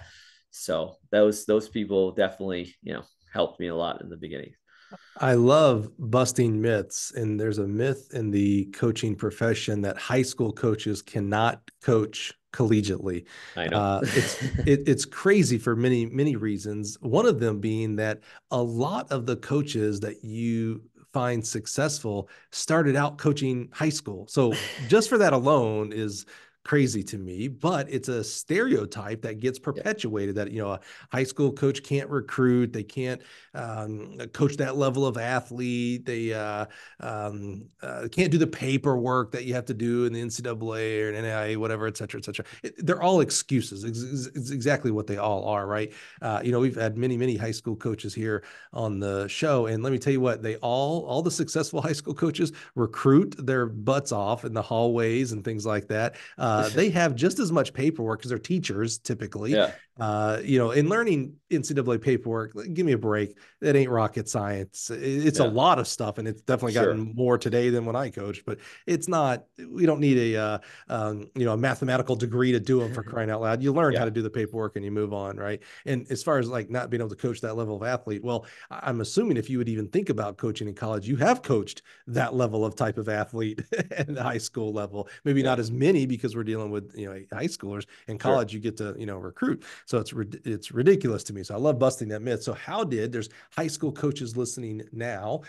How did you, not only how did you start coaching college, and Hmm. was Art you the first one, or you'll tell us, and why did you make that jump? Because first of all, it's not always as So hard. green on the other side. What's No. that grass? It's not always as great as you think it is. I remember, Yeah, I coached high school before I coached collegiately, and I remember thinking so naively, I was like, oh man, I can't wait to coach college. I get to sure. pick the kids that I coach, not just whoever shows up from the high school that I'm at. Yeah, I get to pick whatever good kids I want, yada yada. And coaching college now, and every college coach around is laughing, like, yeah, you get to try. You don't necessarily get to pick the ones you want, right?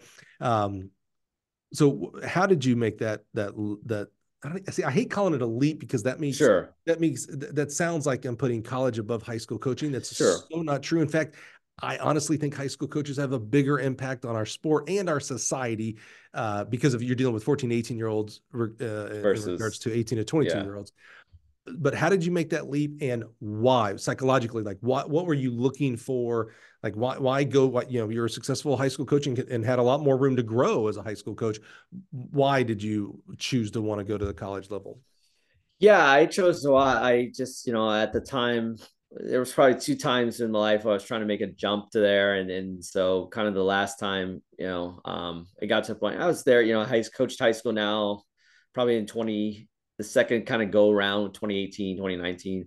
I coached for 10, 11 years high school, and um part of it was just like, well, if I'm gonna, you get to, to be honest, like get to the crossroads where it's like, man, I've been grinding. Sure. Not just, at that time, man, I was a student, I was a teacher assistant at the elementary school for Mm-hmm. special needs kids. I had been doing that for that. I was coaching the high school in the afternoon and Right. that, and then I'll be honest, I was bouncing at a bar at Yeah. night. I'd been grinding for 7 years of Yeah. those three jobs, and Yeah, because so you're it's because just you're not like, teaching. You don't have a teacher's degree, so you're not no, teaching no, and coaching. no, and You're scraping it together to yeah, coach. Yeah. yeah, I'm Mm-hmm. scraping it together, and so it's just like, so for me, it's like, obviously I have other options. I could, easily go back to try to do something with my law degree and Yeah, you be, got a JD for crying out loud. Yeah. yeah, being a little more comfortable in life. But Mm-hmm. like I said, I'm about this life, and I wanted to be coaching, so I didn't mind,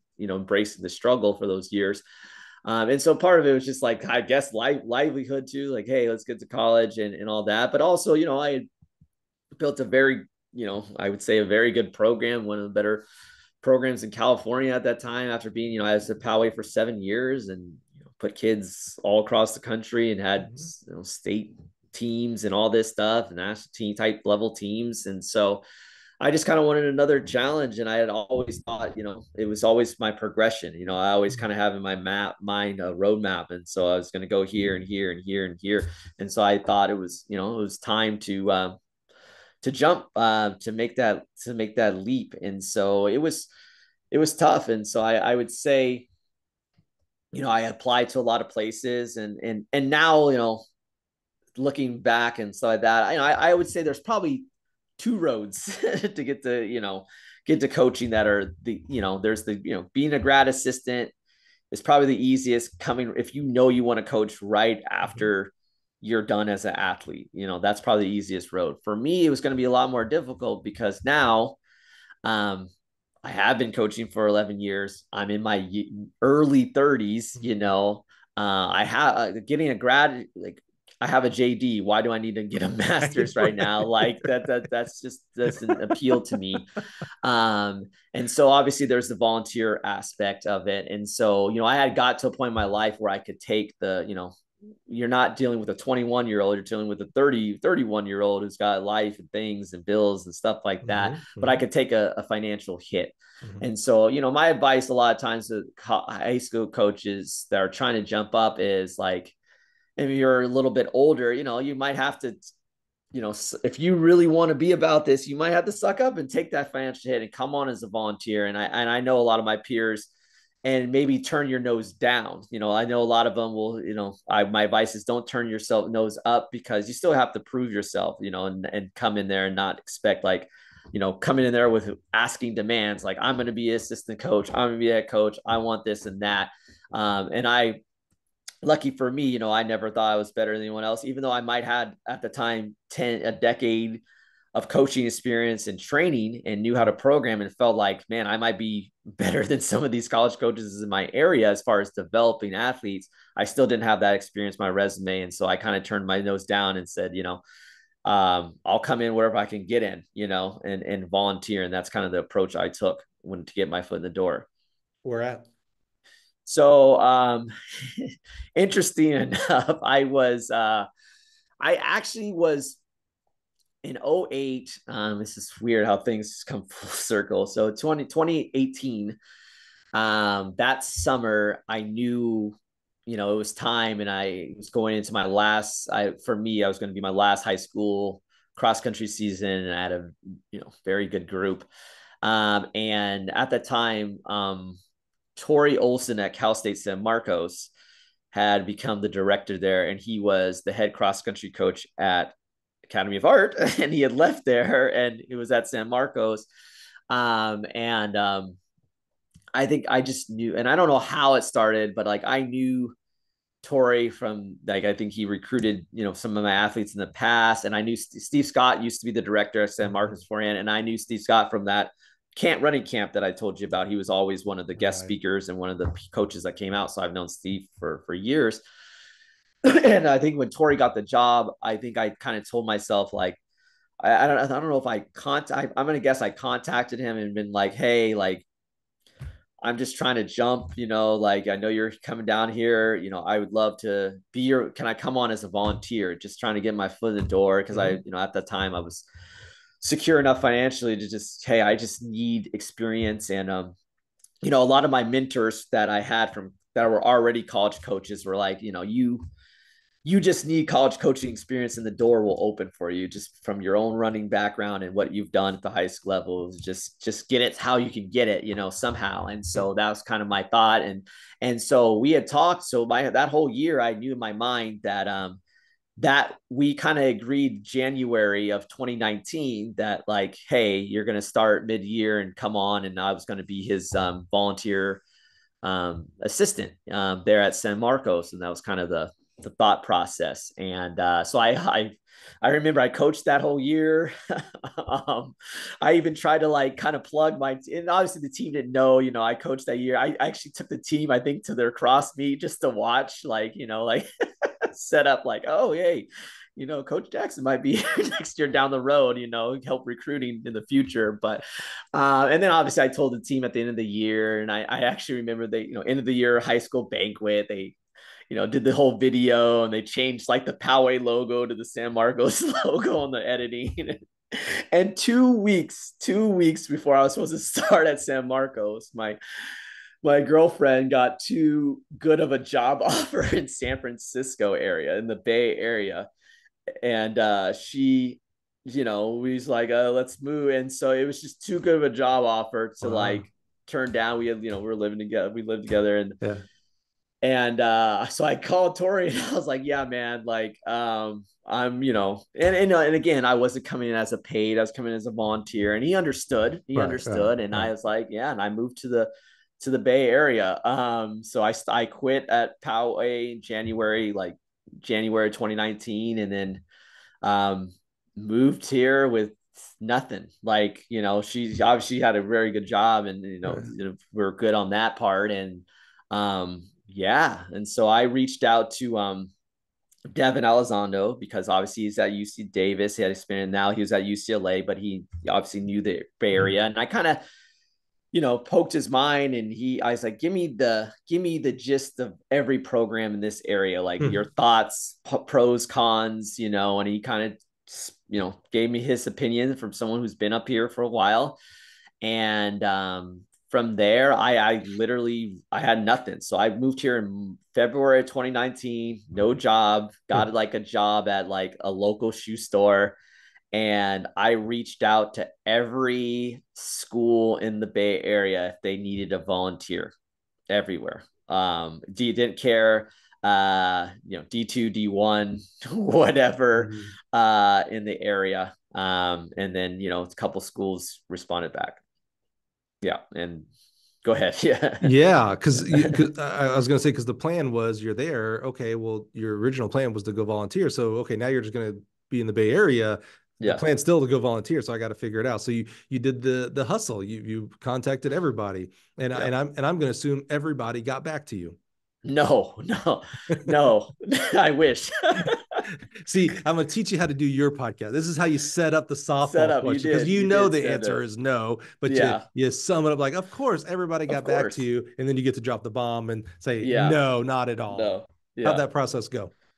Um, interesting. But yeah, some people did. Some people were like, "Oh, I wish," and so I didn't. But some didn't hear anything, Right. crickets. And so yeah, two schools got back to me, and RU was one of them.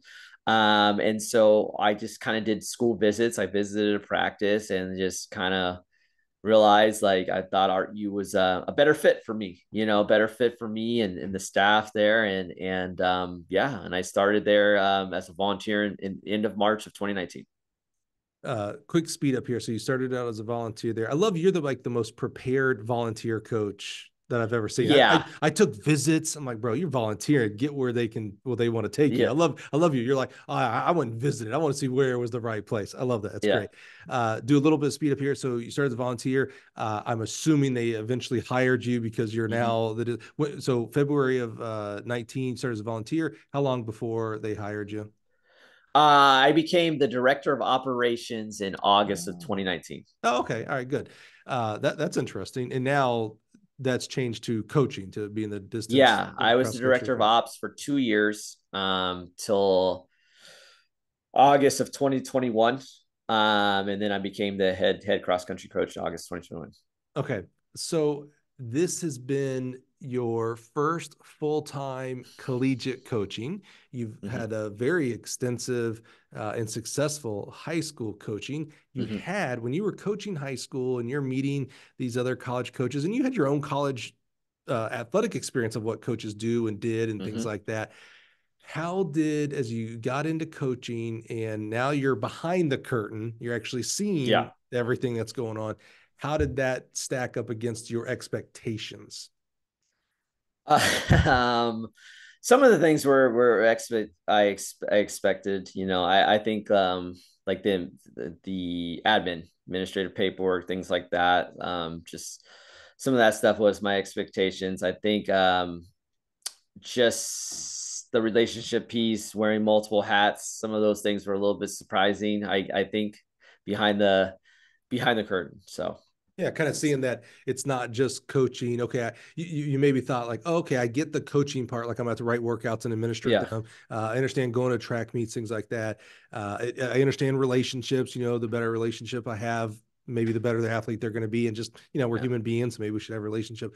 But then you saw the other hats. You saw maybe well, I've also got to be kind of part-time athletic trainer and yeah. academic counselor.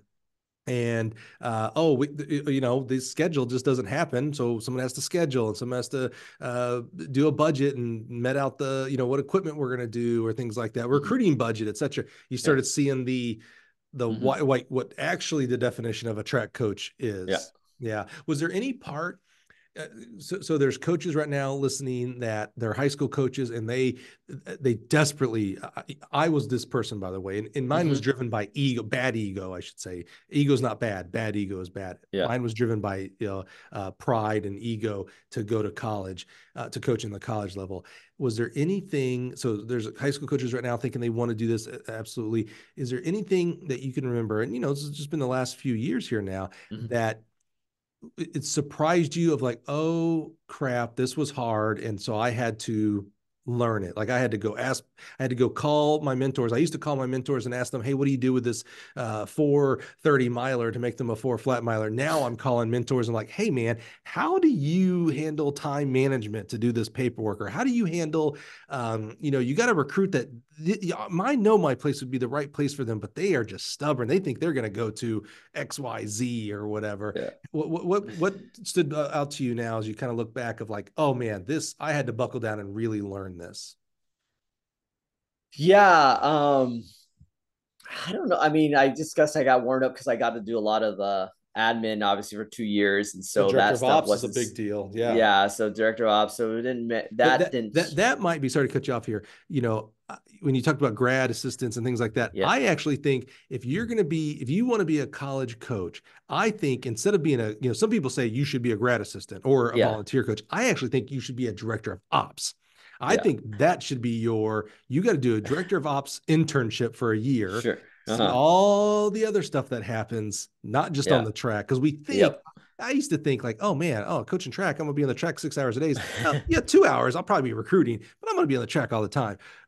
No, sir. No. You have to be in that office a lot of times. I Yeah. think I think your director of ops position maybe has helped you, not the X's and O's of coaching, all the other Yeah, rest of it more for than sure. anything that could have prepared you for that. No, for sure. Yeah. So I got to, see that side with because you were talking about budgeting and ordering equipment and all that. So Mhm. I got all work with none of the fun of coaching. Yeah, So, right. Yeah, no outlet of like, well, at least at 2 o'clock I get to go yeah. outside. Nope, not at all. Yeah. So no, I think That's funny. mentors, things I've reached out that's just been, handling situation, you wear a lot more hats. And it's like I think in the past, I didn't realize when you're in high school and issues come up, you don't realize that like a lot of times you might not that are non-track things that obviously affect their performance, whether it's just something in life or things like that.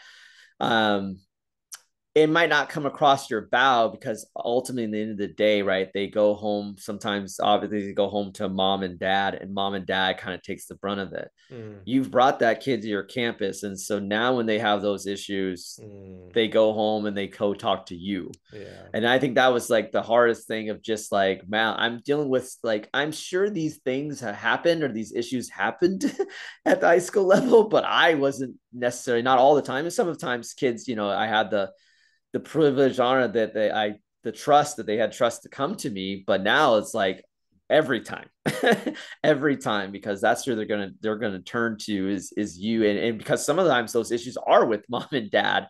And so I think that was probably the most starkly thing of like, man, how did you, Colin, how did you handle, this, this trauma or this mental health issue or that's a this great point. situation, um, as a coach, because I didn't have to necessarily deal with, Yeah. that in the past. That's a great point. I'm proud that, organizations like the USTF CCCA, and I'm seeing it more on the high school side, the Wisconsin Track Coaches Clinic, the Texas Track and Field Coaches Clinic, where it used to be not that long ago, let's call it 5 years ago, 99% of the talks that were given were how to coach a distance runner to go faster, or, how to make a long jumper, the technical, the Yeah. X's and O's side. And now we're seeing it's probably, I'll be generous and say 70-30. It's probably, 75-25, where now we're starting to see how to be a coach and what that means. And so that's the psychology side of it. That's the admin side of it. That's the I'm gonna call it resume building, professional development side of Yeah. it. And that point you just made there, it hasn't been, I don't know that in 200 plus episodes that's been brought up like the way you said it there about the kids turn to you more than their parents typically now that you're coaching college.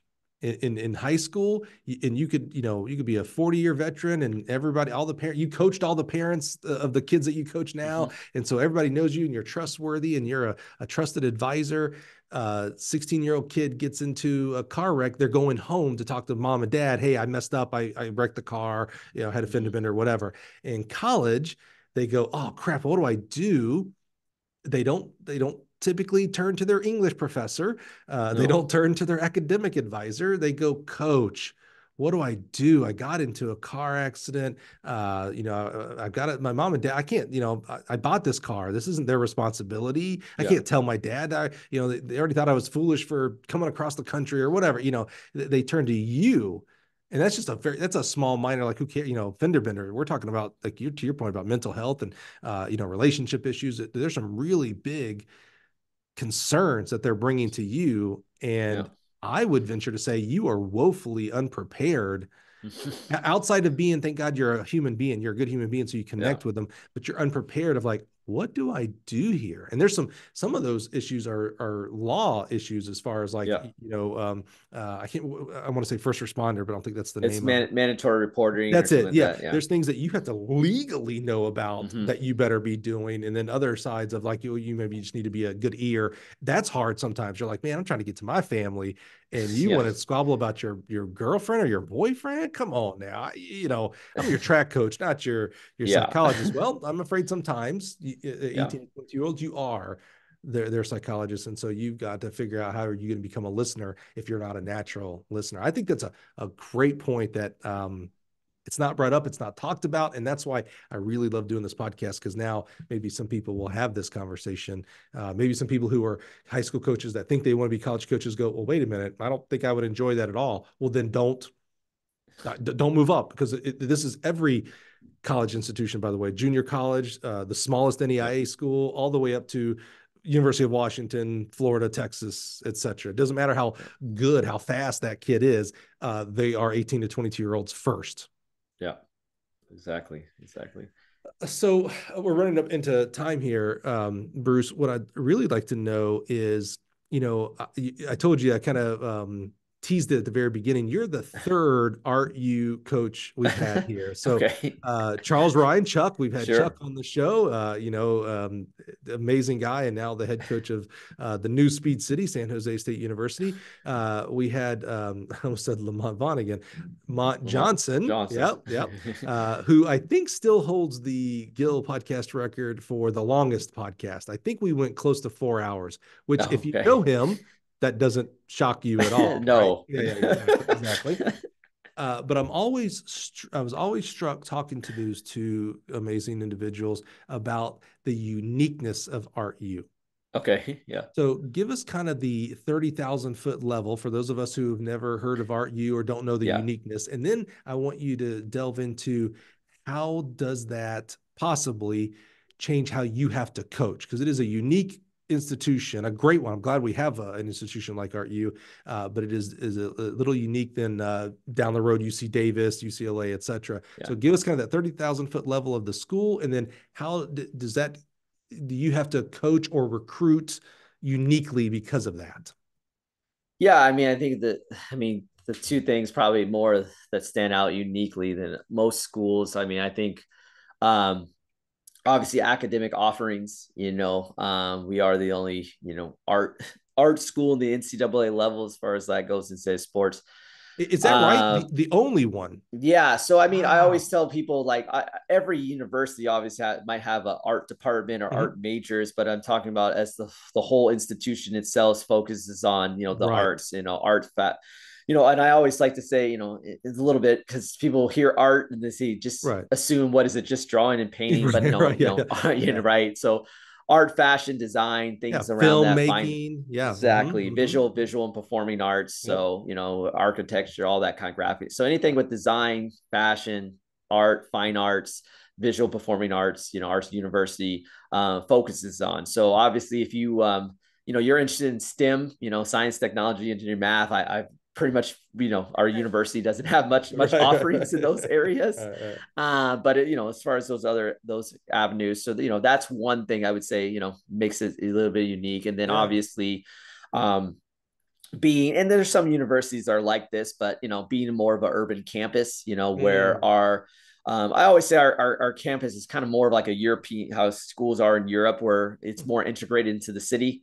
So, we have buildings kind of throughout the Union Square downtown area. So obviously, if you walk it out of one of our buildings, you will see faculty, administrator, staff, your peers that are art based, but you're also going to just see regular citizens of San Francisco, young, old, green, white, whatever, roaming the streets. And so I would say those two things, the academics and then kind of the location of us, makes us a little more unique. So when you're recruiting, you get a questionnaire back, or maybe, probably because you're so specialized academically, maybe the first question you're asking when you talk to a recruit or a recruit's coach or a parent is, hey, so what are you interested in majoring? And if it's like, oh yeah, my whole family's been engineers, and my other side of my family's been lawyers, so I'm going to go into some kind of, engineering or, that kind of, it's like, oh, cool, man. Good luck, and you just move on. Or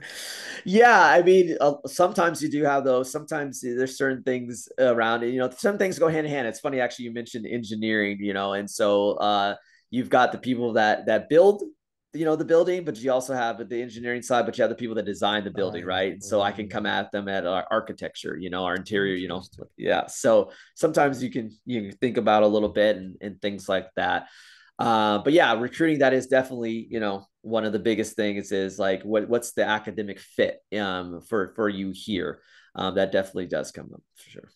So in the business world and all businesses, and even in podcasting, they have what's called the ideal customer profile. It actually goes all the way back to Coke did this back in they're kind of the ones that first one did it as a, and it's now become mainstream, is they had their people say, who is the ideal, I think they were doing Diet Coke maybe at the time, who is the ideal person who drinks Diet Coke? Like, who's this targeted to? And I'm talking about, you get real specific. Like, so they came up with Mary. I'm probably making, I don't know what they actually came up with, but it's Mary, who's a suburban, married woman, typically has a dog and, two kids. And so now when you make decisions of where you're going to spend your marketing dollars, your advertising dollars, and your sales people's time, you better be keeping Mary in mind, because you may also get Bruce. Bruce also might be a Diet Coke drinker, but Bruce is drinking a Diet Coke once a month.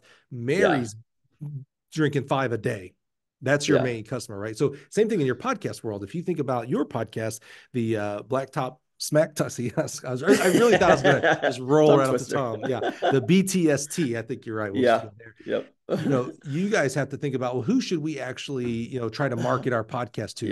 Let me tell you, I'm not your ideal customer, right? I don't like basketball. I'm not particularly interested in it. So, anytime you could spend $1 million advertising to me, you are not going to convert me. But there's lots of people, maybe young African-American basketball, maybe former basketball player. Maybe that's your ideal. It's like, oh, if we put $1 million to them, I'm gonna get a bunch of listeners, right? Sure.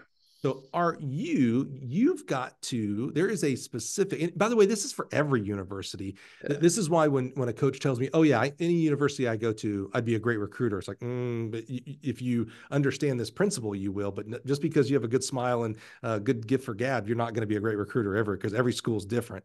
ArtU has a unique type of recruit. Obviously, we know kind of maybe art, or I love how you talked about like, oh, I'm going to be an engineer. Cool. If you thought about the design portion, that was really smart. Like, as far as like, oh, I can help educate kids. What is the ideal when you're looking at the top 200 list in America of each event or whatever you look at? Are they, people from the East Coast with that are affluent, that want to be art majors and come from big cities on the East Coast? Because we live in San Francisco.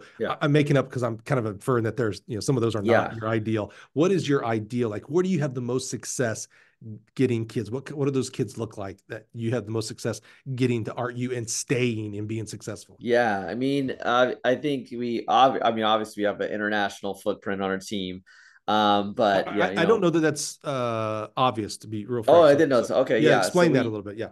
yeah. So I mean, I think for us, yeah, we reach out internationally, and I think where you've been is a factor. I think being in the heart of a city, in San Francisco, a major metropolitan Mm-hmm. area, there's things that just come with being in the city, Mm-hmm. that's different. And so I think those kids that can adapt to the city. And so if you're from a major metropolitan Mm-hmm. area, you seem Mm-hmm. to probably transition well. So we've always had interest. I would say people like we've had people who've been from like New York, for instance, Yeah. who've Yep. come across the country, I'm and then glad you. obviously I'm glad you go started ahead. with that. I'm sorry to Yeah, interrupt because what I really wanted to do there, I'm glad you started with that because that's what I was yeah, trying to make a connection with. Is I think the coaches of Eastern Washington and you made a mistake because when you talked about Seattle before you started talking about where you went to school, you were like, "Oh yeah. man, I loved it. I love the city. This is my place." And then you went to Cheney, which is the opposite.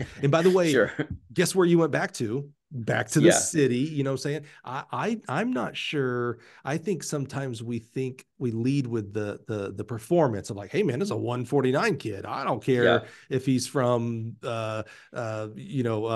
France or New York City or Eufaula, Alabama. He yeah. runs 149. I want him to get here. And I think that's why you left. I think that's part of, I should say. No Sure. one thing is the one thing. I think if you'd have went to Seattle, you'd have stayed at Seattle all 4 years. Even if Hmm. you went to like Seattle Pacific, which is in Seattle, you know what I'm saying? I Yeah. think that's an important part. So I think when you're recruiting, and I love this shows your intelligent, your EQ of recruiting of, oh yeah, I'm not going to waste too much time on that kid that's from small town Alabama because unless they somehow tell me they've grown up wishing and dreaming they lived in San Francisco, I Yeah. may get this kid, spend a lot of time and energy and money on this kid, and he or she's gone in a year because Hmm. it's San Francisco. That's different. Yeah. Yeah. I think, yeah, because they're used to, the urban concrete jungle, as you would say. Different. And then, we, targeted international. I think one thing I've seen defined over the years is, and I know this personally from being at the high school level, and I worked a little bit in PE, is like in America, you've got some other things that have come up as where there has been a de-emphasis on like PE and the arts through education, through primary and secondary education in America, what's a little bit more emphasized internationally, particularly in Europe. So we tend to see a little bit more, like you were saying, a little more, I would say Europeans or internationals in general having more of appreciation for art, fashion, design because they have had it ingrained in their curriculum Yeah. a lot more than here in the United States. And so there's sometimes naturally a pull for those particular students because, hey, oh, you do have those majors because I've been, trained in that or stuff like that. And I see that quite a bit where they've been in civic curriculum, whether it's been like architecture, that's a pretty popular major for us, graphic design, because they've Mm. been around that, but you don't see that because I'll talk to a lot of domestic recruits and I'm like, well, what's your experience with whether it's portfolio building or these certain aspects, and when they have general interest in art, and it's like, well, I draw a little bit on my own, or like or like I happen to take this shop class where there's Right. tends to be a little bit more of a formal education for those particular individuals overseas. How have you guys? I mean, and it's been, it was before you, Bruce, and continues today. I'm always amazed with Art U because not because you're an art institution, an art school. I think that's unique, and I love that aspect. I don't think because you're D2. I don't think this is why I'm so impressed. Sure. Because you're in the Bay Area, where you are, that I think is Yeah. the hardest part. It's you don't get to walk across campus to your track complex Yeah. in practice, Mm-hmm. so you've got a lot going against you in that regards. Yeah. Not a liberal arts school that has English majors plus engineering school and things like that. Mm-hmm. You're in San Francisco. You are Division II, so in regards to whether a kid wants to quote unquote go D1 or bust and those kind of things, but yet every year. I've been blessed to go to the Division II national championships for the past 4 years now, I think it is. Yeah. I tell you what, I see a lot of Art U kids there, and I see the final tallies, and a bad year is you are 11th. Your Yeah. 10th is a bad year. You're top five. Art U has won national titles as a team. Mhm. I love it because it to me kind of maybe gives it takes away excuses from other schools. Well, we can't because, and we can't. It's like, man, RU has a lot going against it, a lot going for it. Don't hear me. I'm Sure. not bad mouthing it here now. So how have you guys overcome that and thrived in it? You really thrive in the uniqueness of RU Yeah. track and field.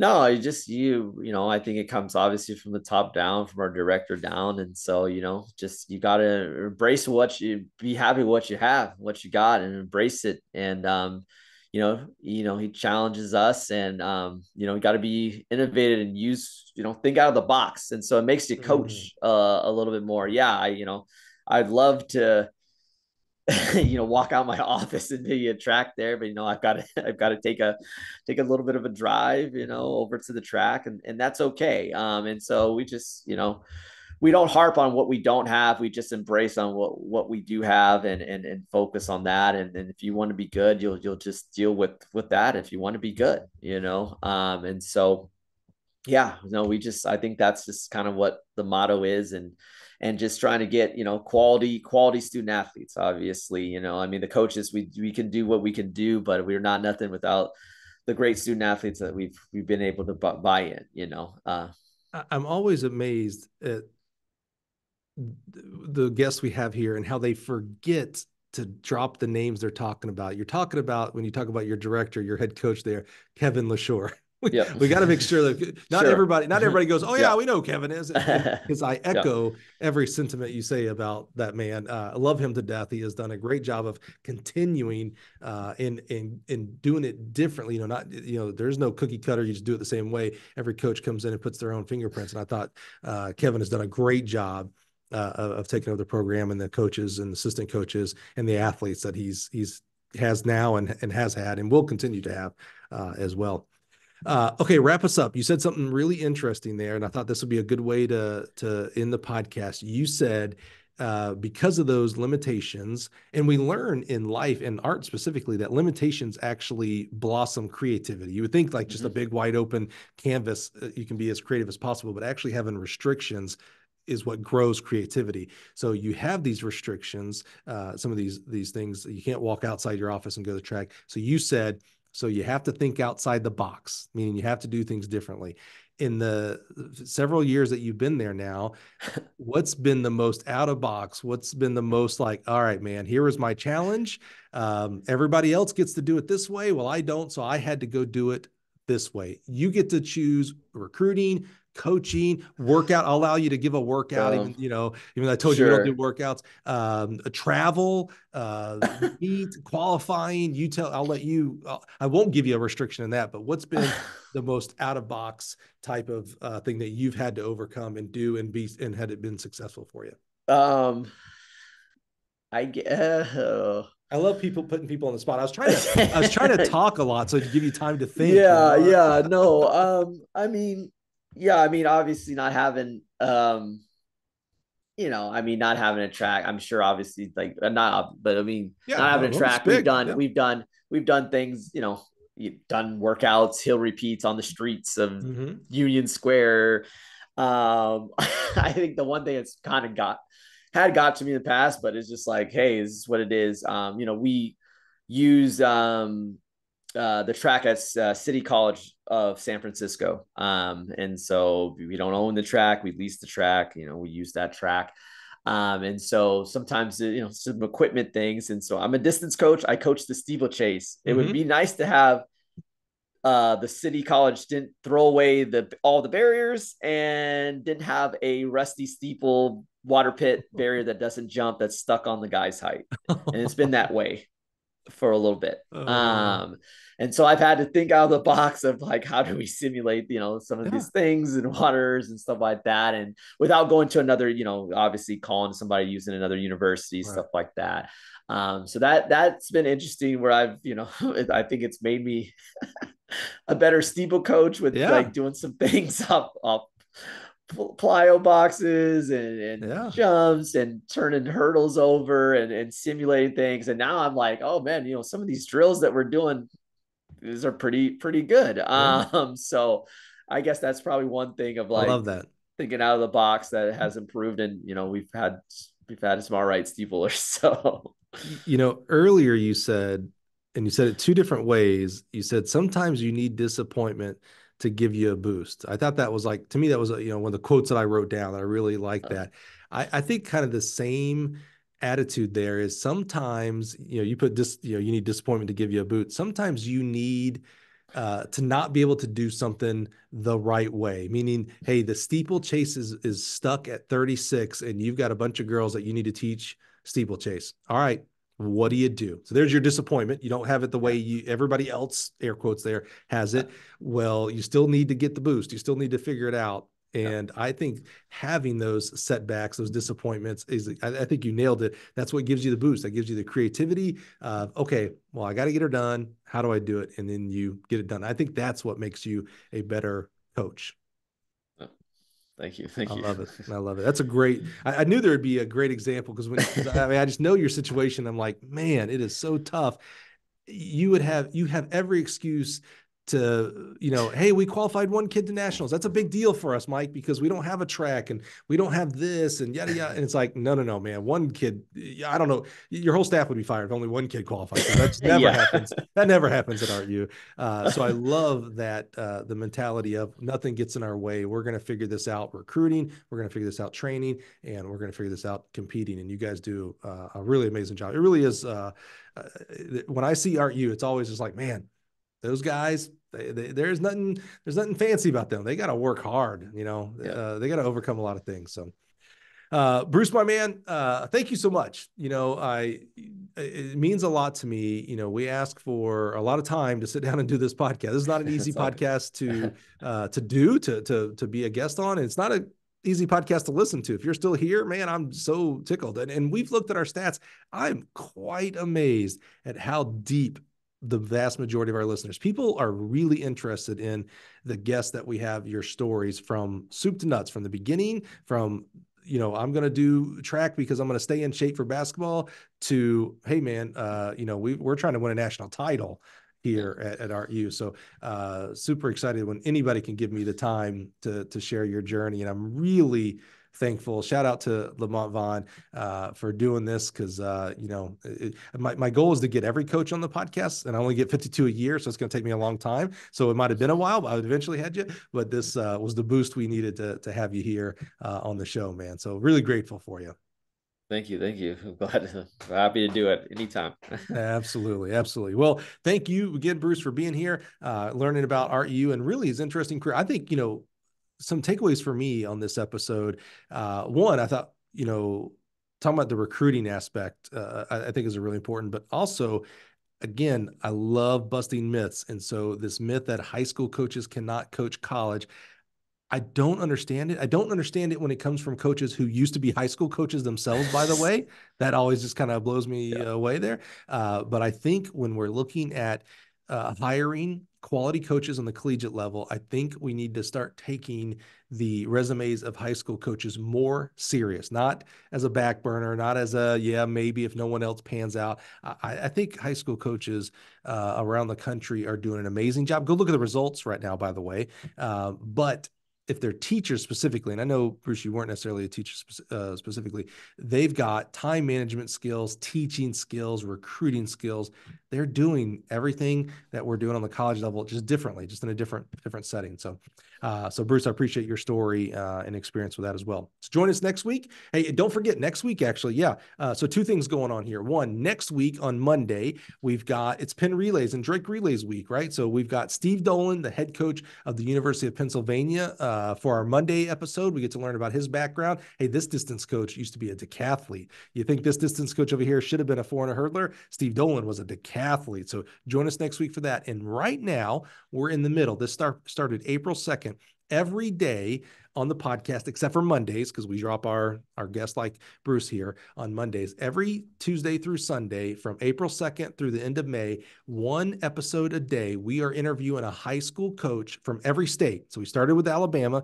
It's April 15th when we publish this. So we're probably into like maybe California or Delaware at this point, but alphabetically, every state, even Washington, D.C., we are talking about their outdoor state meet qualifying. So how they qualify, regionals, sectionals, some, it's amazing. You're going to be blown away. If you're already listening, you know how unique this is. Some are descending order list. We talk about what events they're doing. By the way, California, it's crazy how they qualify for the state meet. When he was talking about coaching at Poway, I was just like, dude, I was confused on the California system.